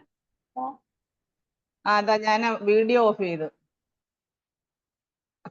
ഇനി നമുക്ക് ക്ലിയർ, ഇപ്പൊ ക്ലിയർ ആണോ? ക്ലിയർ ആണ് മാജി, ക്ലിയർ ആണ്. അപ്പൊ ഞാൻ വീഡിയോ ഓഫ് ചെയ്തേ, അതിന് എനിക്ക് തോന്നി. അപ്പൊ അതാണ്. അപ്പം ഭഗവാനെ സംബന്ധിച്ചിടത്തോളം ഭഗവാന്റെ സവിശേഷ ഗുണങ്ങൾ ഒരിക്കലും ജീവസത്തകളുടെ ഭൗതികതയാലൊന്നും മലിനപ്പെടുത്തില്ല. കാരണം എന്ന് വെച്ചാൽ ഭഗവാൻ എല്ലാറ്റിൽ നിന്നും നമ്മളിപ്പോ പറയും ഈ ഭൗതിക പ്രപഞ്ചത്തിൽ എമ്പാടും വ്യാപിച്ചു നിൽക്കുന്നു ഭഗവാൻ, സർവ്വവ്യാപിയാണ് എന്ന് വിചാരിച്ച് ഭൗതിക പ്രകൃതിയുടെ മാലിന്യങ്ങളോ ജീവസത്തുക്കളുടെ മാലിന്യങ്ങളോ ഒന്നും ഭഗവാനെ സ്പർശിക്കില്ല. ഭഗവാൻ ഇതിൽ നിന്നെല്ലാം വ്യത്യസ്തനാണ്. ഭഗവാൻ പരിപൂർണം 100% ആത്മീയമാണ്, അല്ലെ? സ്പിരിച്വാലിറ്റി ഉള്ള ആളാണ്, സ്പിരിച്വലാണ് ഭഗവാൻ. ഭഗവാന്റെ ശരീരവും ആത്മാവും മനസ്സും ബുദ്ധി എല്ലാം ഒന്ന് തന്നെയാണ്, എല്ലാം ആത്മീയമാണ്. അപ്പൊ നമുക്ക് സാധാരണ ജീവാത്മാക്കളാണ് ഇതിൽ നിന്നുള്ള വ്യത്യാസം. പക്ഷേ ശങ്കരാചാര്യരുടെ മായാവാദ സിദ്ധാന്ത പ്രകാരം ഈ ജീവാത്മാക്കളും ഭഗവാൻ തന്നെയാണ്, അല്ലെങ്കിൽ ഈശ്വരനാണ്, പരമസത്യമാണ് എന്നുള്ള ആ ഒരു കൺക്ലൂഷനിലാണ് അവരെത്തിച്ചേർന്നത്. അതുകൊണ്ടാണ് ചൈതന്യ മഹാപ്രഭു പറയുന്നത്, ഒരിക്കലും മായാവാദികളായിട്ടുള്ള ആൾക്കാരിൽ നിന്ന് നമ്മൾ ഒരിക്കലും ശ്രവിക്കരുത്. ഒരു കാര്യങ്ങളും അവരിൽ നിന്ന് ശ്രവിക്കാൻ പാടില്ല. കാരണം അവര് എന്താണ്, ഭഗവാന് വ്യക്തിയല്ല, അല്ലെങ്കിൽ ഭഗവാൻ എന്ന് പറയുന്ന സാധാരണ എന്താ പറയാ, ഒരു പരിണാമങ്ങൾക്ക് വിധേയനായിട്ടുള്ള ഒരാളാണ്. ഭഗവാൻ എന്നുള്ള ഒരു സങ്കല്പമേ അവർക്കില്ല. നമ്മളാണ് എപ്പോഴും ഭഗവാൻ ഭഗവാൻ എന്ന് പറയുന്നത്. പക്ഷെ ഭഗവാൻ ഒരു വ്യക്തിയാണെന്ന് നമ്മൾ പറയുന്നു. പക്ഷെ അവർക്ക് ഈശ്വരൻ എന്നുള്ള സങ്കല്പം, ഈശ്വര സങ്കല്പം എന്ന് പറയുന്ന അത് വെറും അതായത് എന്ന് വെച്ച് കഴിഞ്ഞാൽ അവ്യക്തമാണ്. അവർക്കൊന്നും അതിനെക്കുറിച്ച് ഊഹാപോഹങ്ങൾ മാത്രമേ ഉള്ളൂ. അവർക്കൊന്നും വ്യക്തമായ ധാരണയില്ല. അപ്പൊ അതുകൊണ്ടാണ് ജീവാത്മാക്കൾക്ക് ജീവാത്മാക്കളെ സംബന്ധിച്ച് നമ്മൾ ഈ ഭൗതിക ലോകത്ത് വരുമ്പോഴ നമുക്ക് ഭഗവാൻ ആരാണ്, ഈശ്വരൻ ആരാണ് എന്നുള്ള ആ യഥാർത്ഥ വസ്തുത മനസ്സിലാക്കണമെന്ന് നമ്മൾ പറയുന്നത്. അതുകൊണ്ടാണ് ഭഗവാൻ ഭഗവത്ഗീതയിലൂടെ നമുക്ക് കാട്ടിത്തന്ന സന്ദേശം അതാണ്. അതുകൊണ്ടാണ് ആത്മാവിനെ കുറിച്ച് ഇത്രയും വിപുലീകരിച്ച് ഭഗവാൻ എല്ലാ കാര്യങ്ങളും ഭഗവത്ഗീതയിലൂടെ പകർന്നു നൽകിയത്. ആ ജ്ഞാനം. ശ്ലോകം 123. വസ്തുത പരിണാമവദശൈസേ പ്രമാണ ദേഹേ ആത്മബുദ്ധി വിവർത്തേര സ്ഥാന. ശക്തിയുടെ രൂപാന്തരണം എന്നത് തെളിയിക്കപ്പെട്ട ഒരു യാഥാർത്ഥ്യമാണ്. ആത്മാവിനെ ശരീരം എന്ന് തെറ്റിദ്ധരിക്കുന്നതാണ് മായ അഥവാ വിവർത്തം. ഇപ്പോഴും ആ വിവർത്തത്തെ കുറിച്ച് തന്നെയാണ് പറയുന്നത്. മായ എന്ന് പറയുന്ന വിവർത്തവാദം. അതിനെ എന്തുകൊണ്ടാണ് ചൈതന്യ മഹാപ്രഭു ഇത്രയും എതിർത്ത് സംസാരിക്കുന്നത് എന്ന് പറഞ്ഞു കഴിഞ്ഞാൽ, വേദങ്ങൾ എന്ന് പറയുന്നത് ഇവര് വേദങ്ങളെ മാത്രം ആശ്രയിക്കുന്നവരാണ്. വേദങ്ങളിൽ ഒരുപാട് കാര്യങ്ങൾ ഒളിഞ്ഞു കിടപ്പുണ്ട്. അതാണ് വേദ എന്ന് വെച്ചാൽ എന്താണ്? യഥാർത്ഥ വസ്തുത ഒളിഞ്ഞു കിടപ്പുണ്ട് അതിനകത്ത്. അതുകൊണ്ടാണ് അതിനകത്ത് ഒളിഞ്ഞു കിടക്കുകയാണ് യഥാർത്ഥ സത്യം. ഈവൻ ഭഗവാൻ എന്ന വ്യക്തി പോലും ഈ വേദങ്ങളിൽ ഒളിഞ്ഞിരിക്കുകയാണ്. അതാണ് പറയുന്നത്, വേദേഷു ദുർലഭം. വേദങ്ങളിൽ കൂടി എന്നെ അറിയാൻ ശ്രമിച്ചാൽ അത് ദുർലഭമാണ്. എന്നെ മനസ്സിലാക്കുന്ന കാര്യം വളരെ ദുർലഭമാണ്. പക്ഷേ സുദുർലഭം ആത്മഭക്തോ, എൻ്റെ ഭക്തന്മാർക്ക് സുദുർലഭമാണ്. എന്നെ വളരെ ഈസി ആയിട്ട് കിട്ടും, നിഷ്പ്രയാസം കിട്ടും എൻ്റെ ഭക്തന്മാർക്ക്. എന്തുകൊണ്ടാണ്? ഭഗവാനെ അറിയാൻ പറ്റും. ഭക്തന് മാത്രമേ, ഭക്താനാം അഭിജാനാതി, ഭക്തിയിൽ കൂടി എന്നെ അറിയാൻ പറ്റും. വേദേശ സർവേരഹമേവ വേദ്യോ വേദാന്തകൃത് വേദവിദേവ ചാഹം എന്ന് ഭഗവാൻ പറയുന്നുണ്ട്. വേദങ്ങളിൽ കൂടി അറിയേണ്ടതും വേദങ്ങൾ രചിച്ചതും ഞാനാണ്. അപ്പൊ വേദങ്ങളിൽ കൂടി അറിയേണ്ടത് എന്നെയാണ്. പക്ഷെ അറിയാൻ ശ്രമിച്ചാലും എന്താണ്, ഊഹാഭോഗമായതുകൊണ്ട്, ഊഹാഭോഗത്തിന്റെ പാത സ്വീകരിക്കുന്നത് കൊണ്ട് വേദങ്ങളിൽ കൂടി പോയാലും എന്നെ മനസ്സിലാക്കാൻ പറ്റില്ല. അപ്പം കാരണം എന്താ? അതാണ് വ്യക്തിഗത ആത്മാവും അല്ലെങ്കിൽ അവ്യക്തിഗത ആത്മാവും തമ്മിലുള്ള വ്യത്യാസം. അപ്പൊ മായാവാദ സിദ്ധാന്തം വിരൽ ചൂണ്ടുന്നത് അവ്യക്തിഗത ആത്മാവിനെ കുറിച്ചാണ്. ഭഗവാൻ എന്നൊരു വ്യക്തിയില്ല. പിന്നെ എങ്ങനെയാ നമ്മൾ വ്യക്തിയായത്? അതാണ് മിഥ്യ, വിവർത്തവാദം. അതാണ് ചൈതന്യ മഹാപ്രഭു ഇത് റിപ്പീറ്റഡ്ലി ഈ വിവർത്തവാദത്തെ കുറിച്ച് പറയുന്നതാണ്. മായ. അപ്പം ശരീരം, ആത്മാവെന്ന് പറയുന്നത് നേരത്തെ നമ്മൾ പറഞ്ഞു, ഒരു കയറിനെ കണ്ടിട്ട് പാമ്പാണ് തെറ്റിദ്ധരിച്ചു. അപ്പൊ ആത്മാവെന്ന് പറയുന്നത് യഥാർത്ഥത്തിലുള്ള വസ്തുവിനെ മറച്ചു വെച്ച് ശരീരമാണ് ഞാൻ, ആ ശരീരം എന്ന് തെറ്റിദ്ധരിക്കുന്നു. അതാണ് യഥാർത്ഥത്തിൽ മായ എന്ന് പറയുന്നത്. അല്ലാതെ വിശ്വാവിഷ്കാരം ഒരിക്കലും മായയല്ല. അപ്പം ഭഗവാന്റെ അംശമായ ആത്മസ്വലിംഗമാണ് ജീവസത്ത എന്ന് പറയുന്നത്. അപ്പൊ ജീവസത്തകള് അവര് ആത്മാവായ താൻ ശരീരമാണെന്ന് തെറ്റിദ്ധരിച്ചു പോയി. അനാദികാലം മുതലേ അവരെന്താ ധരിച്ചത്? ഓ, ഞാൻ ഈ ശരീരമാണ്. അപ്പൊ ജീവാത്മാക്കള് പക്ഷെ നോക്ക്, നമ്മുടെ കലിയുഗം വന്നപ്പോഴാണ് അത് കൂടുതൽ അതിന്റെ പ്രഭാവം അനുഭവപ്പെടാൻ തുടങ്ങിയത്. കഴിഞ്ഞ യുഗത്തിൽ വരെ ആൾക്കാര് ഞാൻ ജീവാത്മാവാണ്, പിന്നെ എൻ്റെ ഡ്യൂട്ടി എന്താണ്, എനിക്ക് ആത്മസാക്ഷാത്കാരം നേടണം, അവർക്ക് ആ ആത്മീയ എന്താ പറയാ സാക്ഷാത്കാരത്തിൽ തൽപരരും അതുപോലെ അതിനുള്ള ജ്ഞാനം നേടിയവരുമായിരുന്നു. പക്ഷെ കലിയുഗം വന്നപ്പം പരിപൂർണമായും എന്താണ്, കലിയുഗത്തിന്റെ പ്രഭാവം കൊണ്ട് മനുഷ്യര് അവനവനെ മറന്നുപോയി. അവൻ ഈശ്വരനെ മറന്നു, ഞാൻ ആത്മാവാണെന്നുള്ള വസ്തുത മറന്നു, ഞാൻ ഈ ശരീരമാണ് എന്നുള്ള ആ മായ അവബോധത്തിലായിപ്പോയി. അപ്പൊ അതുകൊണ്ടാണ് ഈ അസത്യമായതിനെ സത്യമായി സ്വീകരിച്ചു പോയി. അസത്യമായത് ശരീരം, അസത്. സത് ചിത് ആനന്ദം. ഭഗവാൻ എന്ന് പറയുന്ന സച്ചിദാനന്ദമാണ്. സത് ശാശ്വതമാണ്. അതുപോലെ എല്ലാ എന്താ പറയാ ജ്ഞാനത്തിന്റെയും അതുപോലെ പരമാനന്ദത്തിന്റെയും ഉറവിടമാണ് ഭഗവാൻ സച്ചിദാനന്ദൻ. പക്ഷേ നമ്മൾ എന്ന് പറയുന്ന ശരീരം എന്ന് പറയുന്നത് അസത്താണ്. എന്ന് വെച്ച് കഴിഞ്ഞാൽ എന്താ, നമ്മുടെ ശരീരം എന്ന് പറയുന്നത് അശാശ്വതമാണ്, നിരാനന്ദമാണ്, അതുപോലെ അജ്ഞാനമാണ്, ജ്ഞാനമില്ലാത്ത അവസ്ഥയാണ്. അപ്പം അപ്പൊ ഇതൊക്കെ നമ്മൾ മനസ്സിലാക്കണം. അപ്പൊ അതുകൊണ്ട് ശരീരത്തിന്റെയും ആത്മാവിന്റെയും തമ്മിലുള്ള വ്യത്യാസം നമുക്കിപ്പോ നമ്മുടെ രണ്ടാമത്തെ അധ്യായത്തിൽ ഞാൻ നേരത്തെ പറഞ്ഞ പോലെ അതിനെക്കുറിച്ച് വളരെ വിശദീകരിച്ച് ഭഗവാൻ പറയുന്നുണ്ട്. ആത്മാവ് എന്താണ്, അതുപോലെ ശരീരം എന്താണ്, ശരീരവും ആത്മാവും തമ്മിലുള്ള വ്യത്യാസം എന്താണ്, പരമാത്മാവും ജീവാത്മാവും തമ്മിലുള്ള വ്യത്യാസം എന്താണ്, ഇതൊക്കെ നമ്മൾ പഠിക്കുന്നുണ്ട്. അപ്പം ജീവാത്മാവിന്റെ തനതായിട്ടുള്ള, അതായത് ഈ ജീവാത്മാവിന്റെ ആയാലും തനതായിട്ടുള്ള മാറ്റം വരുന്നു എന്നുള്ള അർത്ഥമാണ് മായ അല്ലെങ്കിൽ വിവർത്ത എന്ന് പറയുന്നെങ്കിലും സ്ഥായിയായ ആത്മാവിനെ ശരീരമെന്ന് തെറ്റിദ്ധരിക്കുന്നതിനെയാണ് മായ എന്ന് പറയുന്നത്. അല്ലാതെ ജീവാത്മാവിന്റെ തനതയ്ക്ക് മാറ്റം വരുന്നു എന്നുള്ള അർത്ഥമല്ല. അതിലുപരി ആത്മാവിനെ ശരീരമെന്ന് തെറ്റിദ്ധരിക്കുന്നതാണ്.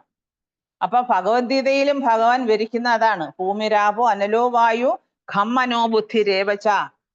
സ്ഥൂലവും സൂക്ഷ്മവുമായിട്ടുള്ള 8 ഭൗതിക മൂലകങ്ങൾ അടങ്ങിയ പരമപുരുഷന്റെ ബഹിരംഗ ശക്തി വിവിധ ദിശകളിൽ പ്രവർത്തിക്കുകയും പ്രതിപ്രവർത്തിക്കുകയും ചെയ്യുമ്പോൾ പരമപുരുഷന് യാതൊരു മാറ്റവും സംഭവിക്കുന്നില്ല. ഭൗതിക പ്രകൃതിയിലെ ശരീരത്തിന് മാറ്റങ്ങൾ സംഭവിക്കുന്നു. സ്ഥൂലവും സൂക്ഷ്മവുമായിട്ടുള്ള ശരീരം 8 ഭൗതിക മൂലകങ്ങൾ അടങ്ങിയതാണ്. അപ്പൊ പരമപുരുഷന്റെ ബഹിരംഗ ശക്തി വിവിധ ദിശകളിലാണ് പ്രവർത്തിക്കുന്നത്. അത് പ്രതിപ്രവർത്തിക്കുകയും ചെയ്യും. ആ സമയത്തൊന്നും പരമപുരുഷന് യാതൊരു വ്യത്യാസവും ഇല്ല. ചില സമയത്ത് ഈ ഭൗതിക ലോകം ആവിഷ്കരിക്കപ്പെടും, ചില സമയത്ത് അത് എന്താണ് സംഹരിക്കപ്പെടും, ഇല്ലേ? ചിലപ്പോൾ സൃഷ്ടി നടക്കും, ചിലപ്പോൾ അത് സംഹരിക്കപ്പെടും. അതൊക്കെ ഭഗവാന്റെ വില്ലനുസരിച്ചാണ്. പക്ഷേ ഭൗതിക പ്രകൃതിയിൽ വരുന്ന മാറ്റങ്ങളോ അല്ലെങ്കിൽ ജീവാത്മാക്കള് താനീ ശരീരം ആണ്, ഞാൻ ആത്മാവാണെന്നുള്ള അറിവില്ലായ്മയോ അജ്ഞതയോ ഒന്നും ഭഗവാനെ ബാധിക്കുന്നില്ല. അപ്പൊ അതാണ് നമ്മൾ മനസ്സിലാക്കേണ്ടത്. അപ്പം ഭൗതിക ശക്തി, ഭഗവാന്റെ ശക്തികളാണ് ഇതെല്ലാം. ഈ ശക്തികൾക്ക് പരിണാമം സംഭവിക്കും. ഭഗവാന്റെ ശക്തികൾക്ക് പരിണാമം സംഭവിക്കും. നമ്മൾ ജീവാത്മാക്കളാണ്, നമുക്ക് പരിണാമം സംഭവിക്കുന്നു. അതുപോലെ വിശ്വ ആവിഷ്കാരം ഭഗവാന്റെ ശക്തിയാണ്, അതിന് പരിണാമം സംഭവിക്കുന്നു. പക്ഷേ പരമപുരുഷനായിട്ടുള്ള ഭഗവാന് യാതൊരുവിധ പരിണാമങ്ങളും സംഭവിക്കുന്നില്ല. അപ്പൊ അതുകൊണ്ടാണ് ഈ ഭൗതിക ലോകം എന്ന് പറയുന്നത് ഭഗവാന്റെ രൂപവിസ്തരണങ്ങളായ 3 വിഷ്ണുമൂർത്തികളെ കുറിച്ച് ഞാൻ മുമ്പേ പറഞ്ഞായിരുന്നു. അപ്പം അതുപോലെ തന്നെ 8 വിധം ആണ് ഇപ്പൊ പറഞ്ഞ പോലെ ഭൂമി രാപോ അനലോ വായു, അതിന്റെ ഘടകങ്ങൾ പഞ്ചമഹാഭൂതങ്ങൾ, ഭൂമി, ജലം, അഗ്നി, വായു, ആകാശം. പിന്നീട് 5 ഇന്ദ്രിയ വിഷയങ്ങളുണ്ട്: ശബ്ദം, സ്പർശം, രൂപം, രസം, ഗന്ധം. അപ്പൊ ഇതൊക്കെ പ്രത്യക്ഷീഭാവങ്ങൾ. അപ്പൊ ഇതാണ് മഹാഭൂതങ്ങൾ എന്ന് പറയുന്നത്. അപ്പൊ ഇതൊക്കെ ചേർന്നതാണ് നമ്മുടെ ശരീരം. മനസ്സിലായോ? അപ്പൊ സ്ഥൂലമായാലും സൂക്ഷ്മമായാലും ഇത് രണ്ടും അല്ല ആത്മാവ്. സ്ഥൂലം എന്ന് പറയുന്നത് പിന്നെ ഈ ആദ്യം പറഞ്ഞ ഭൂമി, ജലം, അഗ്നി, വായു, ആകാശം. ബുദ്ധി, മനസ്സ്, അഹങ്കാരം എന്ന് പറയുന്നത് സൂക്ഷ്മ ശരീരം. അപ്പൊ ഈ മൂന്നിനെയും അവഗണിക്കുന്നുണ്ട് ഭൗതിക ശാസ്ത്രം. 10 അംഗീകരിക്കുന്നുണ്ടെങ്കിലും ഈ 3 കാര്യത്തെ, അതായത് സ്പർശം, രൂപം, രസം, ഗന്ധം, ശബ്ദം, ഇതിനെ അംഗീകരിക്കുന്നുണ്ട്. പക്ഷേ ബുദ്ധി, മനസ്സ്, അഹങ്കാരത്തെ അംഗീകരിക്കുന്നില്ല, അവഗണിക്കുന്നുണ്ട്. കാരണം എന്താന്ന് വെച്ച് കഴിഞ്ഞാൽ അത് മാനസിക പ്രവർത്തനങ്ങളില് കൗതുകം ഉൾക്കൊള്ളുന്ന തത്വചിന്തകർക്ക് പൂർണ്ണമായ ജ്ഞാനം നേടാനാവാത്തത്, അതും അതുപോലെ തന്നെ മൂലകാരണക്കാരനായിട്ടുള്ള ഭഗവാൻ ശ്രീകൃഷ്ണനെ അറിയാൻ പറ്റാത്തതും കൊണ്ടാണ്. അപ്പൊ ഇത് ഈ ചൈതന്യ ചരിതാമൃതം എന്ന് പറയുന്നത് ഇപ്പൊ ഈ മായാവാദി വളരെ സിമ്പിളാണ്. ഭഗവാന്റെ പ്രേമ ആവിഷ്കൃതമായിട്ടുള്ള ഭഗവാന്റെ കർമ്മങ്ങളും അതുപോലെ തന്നെ ഒരു ഭക്തൻ എന്നുള്ള നിലയിൽ ഭഗവാൻ എങ്ങനെയാണ് ജീവാത്മാക്കളെ, നമ്മളെ പോലുള്ള ബദ്ധ ജീവാത്മാക്കളെ ഈ ഭൗതിക ലോകത്ത് നിന്ന് ഉദ്ധരിച്ച് ഭഗവത് സന്നിധിയിലേക്ക് തിരിച്ചു കൊണ്ടുപോകേണ്ടതും ആ ഒരു ഒറ്റ ദൗത്യമായിട്ടാണ് ഭഗവാൻ വന്നത്. പക്ഷേ അന്നത്തെ കാലത്തുള്ള ഈ മായാവാദി സിദ്ധാന്തം വളരെ എന്താ പറയാ, ഇപ്പൊ അതുകൊണ്ടാണ് അന്ന് ഇപ്പൊ ചൈതന്യ മഹാപ്രഭു വന്ന് ഇത്രയും ഈ മായാവാദികളെയൊക്കെ മാറ്റിയെടുത്തെങ്കിൽ ഈ മായാവാദികളുടെ പിന്നീടുള്ള തലമുറയെല്ലാം അതിനെ തന്നെയാണ് അവര് ഫോളോ ചെയ്തിരുന്നത്. അതുകൊണ്ടാണ് ഇന്നും ഈ ആൾക്കാർക്ക് ഭഗവാനെ പൂർണ്ണമായും അംഗീകരിക്കാനും, പിന്നെ ചില ആൾക്കാർ അദ്വൈതവാദ സിദ്ധാന്തത്തിലേക്ക് തിരിയുന്നതും അദ്വൈത സിദ്ധാന്തമാണ് ഏറ്റവും ഉന്നതമാണെന്ന് അവര് ഉയർത്തിപ്പിടിക്കുന്നതും എല്ലാം. അപ്പൊ ഇതിനൊക്കെ ഒരു പോം വഴിയാണ് ചൈതന്യ ചരിതാമൃതം. അപ്പൊ അതുകൊണ്ടാണ് ശ്രീല പ്രഭുപാദ വളരെ എന്താ പറയാ വിശദീകരിച്ച് ഇതിനെക്കുറിച്ച് നമുക്ക് പറഞ്ഞു തന്നിരിക്കുന്നത്. അപ്പൊ നമ്മൾ ഇതൊക്കെ മനസ്സിലാക്കി ഇപ്പൊ അദ്വൈതവാദികളൊക്കെ ആയിട്ടുള്ള ആൾക്കാരും ഒക്കെ ആയിട്ട് സംസാരിക്കുമ്പോഴാ നമുക്ക് ഇതൊക്കെ ആവശ്യമായി വരും. അപ്പൊ നമുക്ക് പറഞ്ഞു കൊടുക്കണം, ജീവസത്തയ്ക്ക് ആണ് മാറ്റം ശരീരത്തിന്. ജീവസത്ത എന്ന് പറയുന്ന ഭഗവാന്റെ അംശമാണ് ജീവാത്മാവ്. അപ്പൊ ആ ജീവാത്മാവിന് ഒരിക്കലും മാറ്റങ്ങളില്ല. അത് ശരീരത്തിൽ വന്ന് പെട്ട് കഴിഞ്ഞാൽ ശരീരത്തിനുണ്ടാകുന്ന മാറ്റങ്ങൾ ഒന്ന് മാത്രമേ ഉള്ളൂ. എപ്പോഴും അതാണ് പ്രഭുപാദ പറയുന്നുണ്ട്, അതായത് എത്ര പ്രായമായാലും ആ ജീവാത്മാവിന് ഒരിക്കലും മാറ്റങ്ങളുമില്ല. ആ മനസ്സ് പോലും, അതായത് പിന്നെ ചില ആൾക്കാർക്ക് വളരെ എത്ര പ്രായമായാലും അവര് പ്രായമായെന്ന് അംഗീകരിക്കത്തില്ല. ചില അത്രയും വീറും വാശിയൊക്കെയാണ് ചില ആൾക്കാർക്ക്. അവർക്ക് ചെറുപ്പത്തിൻ്റെതായിട്ടുള്ള ആ ശക്തിയും ആ വാശിയും ഒക്കെയാണ്. അങ്ങനെ ഞാൻ ഒത്തിരി ആൾക്കാരെ കണ്ടിട്ടുണ്ട്. ഇതിന്റെയൊക്കെ അർത്ഥം എന്ന് പറയുന്നത്, നമ്മൾ ഈ ആത്മാവെന്ന് പറയുന്ന എപ്പോഴും എന്താണ്, അത് ചെറുപ്പമാണ്. ആത്മാവെന്ന് പറയുന്നത് അത് ശാശ്വതനാണ്. ഇപ്പൊ ഭഗവാൻ എന്ന് പറയുന്ന നിത്യ യൗവനം എന്ന് പറയുന്ന പോലെ തന്നെയാണ് ആത്മാവും. പക്ഷെ അത് ശരീരം ജീർണിക്കുമ്പോ പിന്നെ അതിന് അവിടെ ഇരിക്കാൻ പറ്റാത്തത് കൊണ്ട് അത് പിന്നെ ഈ ശരീരം ഉപേക്ഷിച്ച് പോകേണ്ടി വരുന്നു. പിന്നെ പോയി അതിന്റെ കർമ്മഫലം കൂടെ പോകുന്നത് കൊണ്ടാണ്. നമ്മൾ ആദ്യമൊക്കെ ഭക്തിവൃക്ഷയിലൊക്കെ പഠിച്ചിട്ടുണ്ട്, ഈ ആത്മാവിനോടൊപ്പം, അതായത് ഒരു കാറ്റടിക്കുമ്പോഴാ പിന്നെ ഒരു സ്ഥലത്ത് നല്ല ഇപ്പം ഒരു എന്താ ഉദ്യാനത്തിൽ കൂടിയാണ് ആ കാറ്റ് വരുന്നെങ്കിൽ അവിടുത്തെ പൂക്കളുടെ ഗന്ധവും കൂടെ പേറിക്കൊണ്ടാണ് അത് വരുന്നത്. പക്ഷെ ദുർഗന്ധം വമിക്കുന്ന ഒരു സ്ഥലത്തു കൂടിയാണ് ഈ കാറ്റ് വീശി വരുന്നെങ്കിൽ അത് നമ്മുടെ അടുത്ത് വരുമ്പോ അതിന് എന്താ, അത് കൊള്ളാത്ത ഗന്ധമായിരിക്കും, ഇല്ലേ? എന്ന് പറയുന്ന പോലെ നല്ലതോ ചീത്തയോ ആയ കർമ്മങ്ങളുടെ ഫലമായിട്ട് ഈ കർമ്മം കൂടി, ആ കർമ്മഫലവും കർമ്മവും എല്ലാം കൂടി ആത്മാവിനോടൊപ്പം പോകും. അപ്പൊ അവിടെ ചെന്നിട്ട് നമുക്ക് പിന്നെ നമ്മുടെ വിധി എഴുതുന്ന സ്ഥലത്ത് ചെല്ലുമ്പോഴാണ് നമുക്ക് ഈ കർമ്മങ്ങളുടെ ഫലമായിട്ട് നമുക്ക് അവിടുത്തെ ശിക്ഷകളായാലും എന്തെല്ലാം കഴിഞ്ഞിട്ട് നമുക്ക് വീണ്ടും ഒരു ശരീരം കിട്ടുന്നത്. അതുകൊണ്ടാണ് ഭഗവാൻ പറയുന്നത്, നിന്റെ അജ്ഞതയാകുന്ന ഈ എന്താ കെട്ടുകളെ, അതായത് ഛിദ്യതേ ഹൃദയഗ്രന്ഥി ക്ഷീയന്തേ സർവ സംശയ, എല്ലാവിധ സംശയങ്ങളെയും അതുപോലെ തന്നെ അതുപോലെ നമ്മുടെ മനസ്സിലെ ഉണ്ടാകുന്ന ഈ ഹൃദയഗ്രന്ഥി അതിനെയെല്ലാം ഛേദിക്കണം അറിവിന്റെ വാളുകൾ കൊണ്ട് എന്നാണ് പറയുന്നത്. അതുപോലെ അർജുനനോട് പറഞ്ഞു കൊടുക്കുന്നുണ്ട് കൃഷ്ണൻ. അപ്പൊ അറിവിന്റെ വാളുകൊണ്ട് നമ്മൾ ഇതെല്ലാം മനസ്സിലാക്കി പഠിക്കുമ്പോഴാണ് നമ്മൾ യഥാർത്ഥത്തിൽ നമ്മൾ ആരാണെന്നും നമ്മുടെ യഥാർത്ഥ ഡ്യൂട്ടി എന്താണ്. അതാണ് ചൈതന്യ ചരിതാമൃതം എന്ന് പറഞ്ഞാൽ അത്ര മനോഹരമാണ്.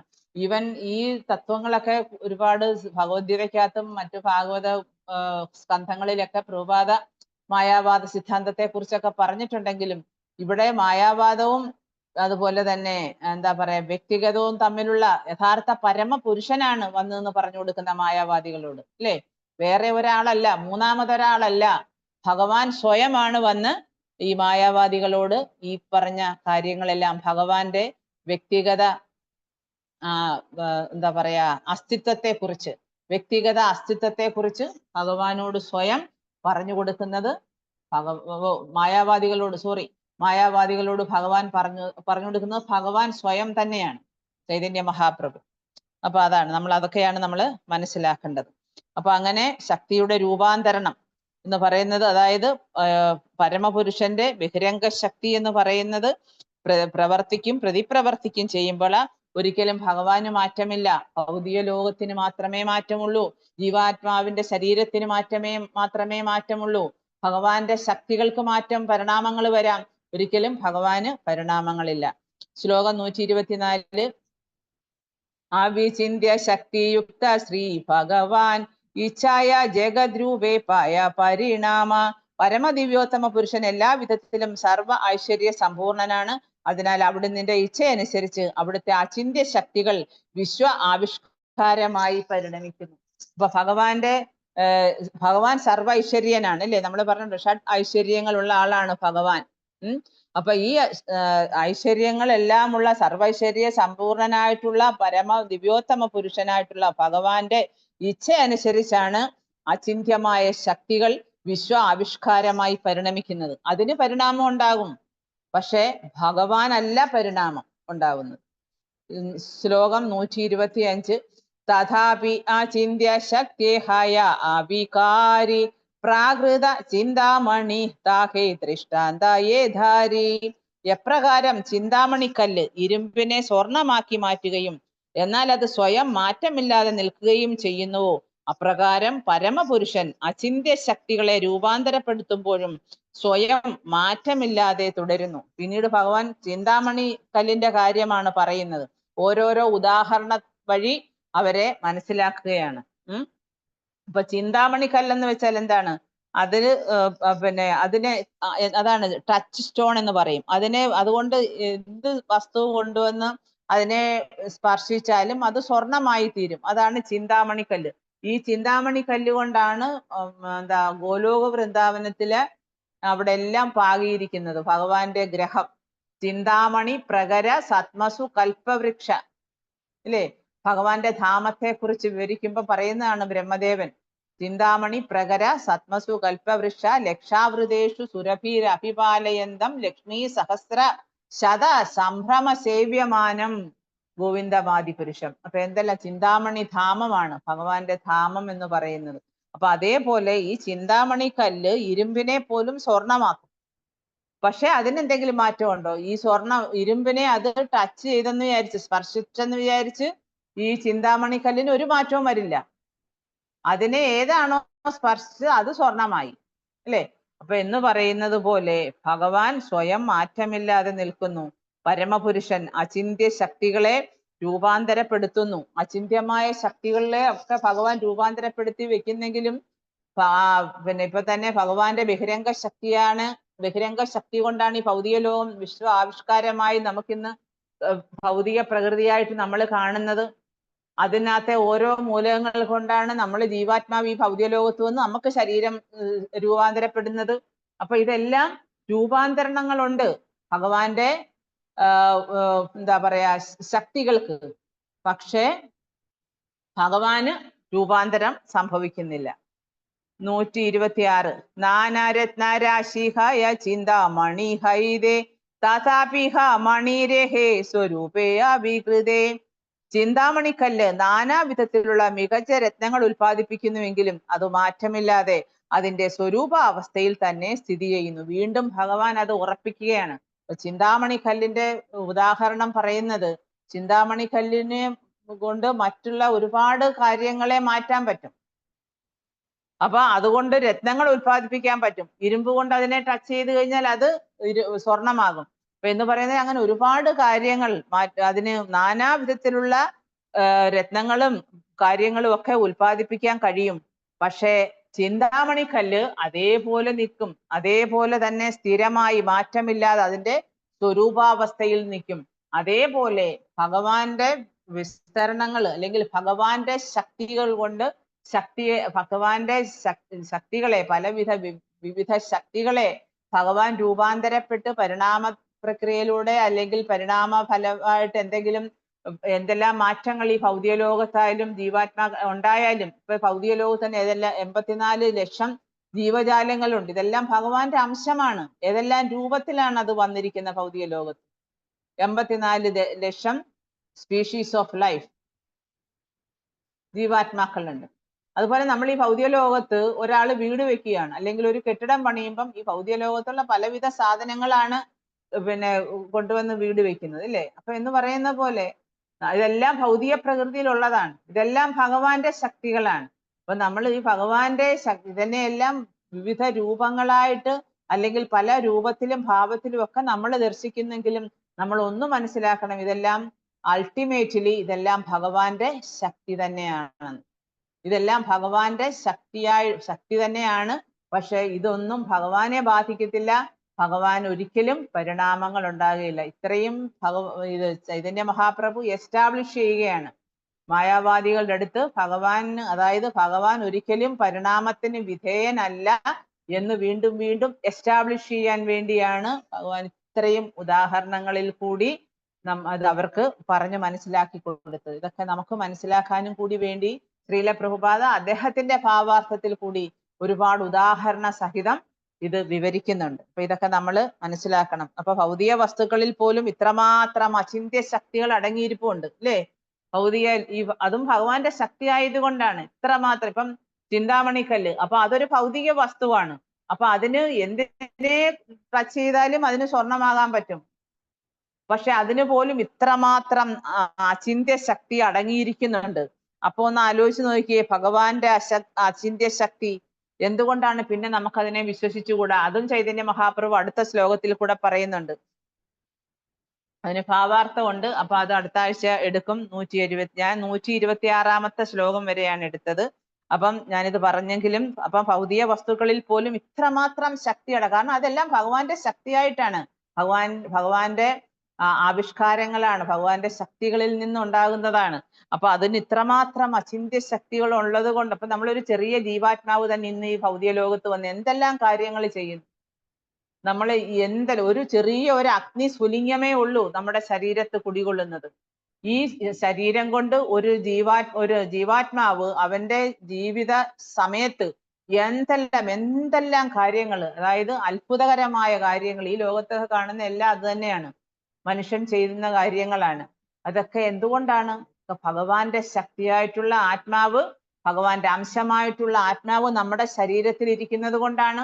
ഭഗവാന്റെ വ്യത്യസ്ത ആവിഷ്കാരങ്ങളായ ഭൗതിക മൂലകങ്ങൾ ചേർന്ന ശരീരമായതുകൊണ്ട് ആ ശരീരം കൊണ്ട് പ്രവർത്തിക്കുന്നത് കൊണ്ടാണ്, ബുദ്ധി കൊണ്ടും പ്രവർത്തിക്കുന്നത് കൊണ്ടാണ്. ഇതെല്ലാം ഭഗവാന്റെ ശക്തി തന്നെയാണ്. അപ്പൊ നമ്മുടെ ശരീരത്തിലുള്ള എല്ലാം ഭഗവാന്റെ വിഭിന്നമായിട്ടുള്ള ശക്തികളാണ്, ആത്മീയമായിട്ടായാലും ഭൗതികമായിട്ടായാലും. Hare Krishna. Thank you very much. എല്ലാവർക്കും മനസ്സിലായി കാണും എന്ന് കരുതുന്നു. ഹരേ കൃഷ്ണ. താങ്ക് യു മാജി, മനസ്സിലായി മാജി. Thank you so much. Hare Krishna. Hare Krishna മാതാജി. പ്രണാമം മാതാജി. നല്ല ക്ലാസ് ആയിരുന്നു മാതാജി. നന്നായിട്ട്, വളരെ കൺഫ്യൂസിങ് ആണ്, എന്നാലും മാതാജി എല്ലാം വളരെ നന്നായിട്ട് പറഞ്ഞ് മനസ്സിലാക്കി തന്നു.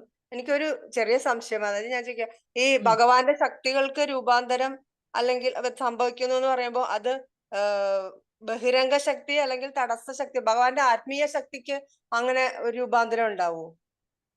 ഇല്ല, അതല്ലേ ഇപ്പൊ പറഞ്ഞത്. നമ്മൾ ഇത്രയും പറഞ്ഞു വന്നത് ഭഗവാൻ എന്ന് പറയുന്ന ആള് വ്യക്തിയാണ്. ഇപ്പൊ ഭഗവാന്റെ ശക്തികൾക്കാണ് പറയുമ്പോ ആത്മീയ ശക്തി ഭഗവാന്റെ ശക്തിയാണല്ലോ, അതാ ഞാൻ ചോദിച്ചത്. ഭഗവാൻ ആത്മീയ ശക്തി എന്ന് പറയുന്നത് ഇപ്പൊ ഭഗവാനിൽ ഉൾക്കൊള്ളുന്ന ശക്തിയല്ല, ഭഗവാന്റെ വിസ്തരണങ്ങൾ. ഇപ്പം തന്നെ നമ്മളിപ്പം ഭഗവാന്റെ വിസ്തരണത്തിന്റെ കാര്യം പറയുന്നു. അതുപോലെ തന്നെ ഭൗതിക ലോകത്തിന്റെ ആവിഷ്കാരത്തിന്റെ ജീവാത്മാവിന്റെയും കാര്യം പറയുന്നു. ജീവാത്മാവിനെയും ഇപ്പൊ അവര് എന്താ പറയാ, മായാവാദികളോട് ഭഗവാൻ വാദിക്കുന്നത് അവര് ഭഗവാനെ വ്യക്തിയല്ല എന്ന് പറഞ്ഞത് കൊണ്ടാണല്ലോ. അപ്പൊ ആത്മീയ ശക്തി എന്ന് പറയുന്ന അന്തരംഗ ശക്തിയാണ്. ഭഗവാന് 3 തരം ശക്തികളാണ് നമ്മൾ മെയിൻ ആയിട്ട് പറയുന്നത്. ആത്മീയ ശക്തി, അന്തരംഗ ശക്തിക്ക് മാറ്റങ്ങളില്ല. മനസ്സിലായോ? അന്തരംഗ ശക്തിക്ക് മാറ്റം അന്തരംഗ ശക്തിക്ക് മാറ്റങ്ങളില്ല. പിന്നെ ഉള്ളത് ബഹിരംഗ ശക്തി, അതുപോലെ തടസ്ഥ ശക്തി. അപ്പം ഈ തടസ്ഥ ശക്തിയായിട്ടുള്ള ജീവാത്മാവ് ഭഗവാനാണെന്ന് വാദിക്കുന്നുണ്ട് ഭൗതികവാദികൾ. ഭഗവാനാണെന്നല്ല, അവർക്ക് അത് ബ്രഹ്മമാണ്, പരബ്രഹ്മമാണെന്ന്. അപ്പൊ അതുകൊണ്ടാണ് ചൈതന്യ മഹാപ്രഭു ഇത്രയും ഡീറ്റെയിൽ ആയിട്ട് അവരെ മനസ്സിലാക്കാൻ ശ്രമിക്കുന്നത്. മനസ്സിലായോ? അപ്പൊ ഈ ആത്മീയ ശക്തിക്ക് മാറ്റം വരത്തില്ല. ഹരേ കൃഷ്ണ. താങ്ക് യു മാതാജി. ഹരേ കൃഷ്ണ. എല്ലാവർക്കും മനസ്സിലായി കാണും എന്ന് കരുതുന്നു. കുറച്ച് കൺഫ്യൂസിങ് ആണ്, മാതാജി പറഞ്ഞ പോലെ കുറെ കൺഫ്യൂഷൻ ഉണ്ടാകും. പക്ഷെ എന്നാലും നമ്മൾ അതിനെ മനസ്സിലാക്കാൻ ശ്രമിക്കും. അത് ശ്രീല പ്രഭുപാദ് അത് വളരെ ഇത്രയും എലാബറേറ്റ് ആയിട്ട് കൊടുത്തിരിക്കുന്നത് അതുകൊണ്ടാണ്. ഹരേ കൃഷ്ണ മാതാജി. ഹരേ കൃഷ്ണ. ഹരേ കൃഷ്ണ. ശ്രീല ഗുരുദേവ് കി ജയ്, പ്രഭുപാദ് കി ജയ്, ചൈതന്യ ചരിതാമൃതം കി ജയ്. നിത്യായ ഗൗര പ്രേമാനന്ദേ. ഹരി ഹരി ബോൾ. വാഞ്ചകൽപതരൂഭ്യശ്ച കൃപാ സിന്ധുഭ്യേവ ച പതിതാനാം പാവനേഭ്യോ വൈഷ്ണവേഭ്യോ നമോ നമഃ. അനന്തകോടി വൈഷ്ണവൃന്ദി കി ജയ്. എല്ലാവർക്കും പ്രണാമം. വീണ്ടും കാണാം. അതുവരെ എല്ലാവർക്കും പ്രണാമം. Hare Krishna. Thank you very much. Hare Krishna. അതിന്റെ പേരുകൾ ഹരേ കൃഷ്ണ. ഹരേ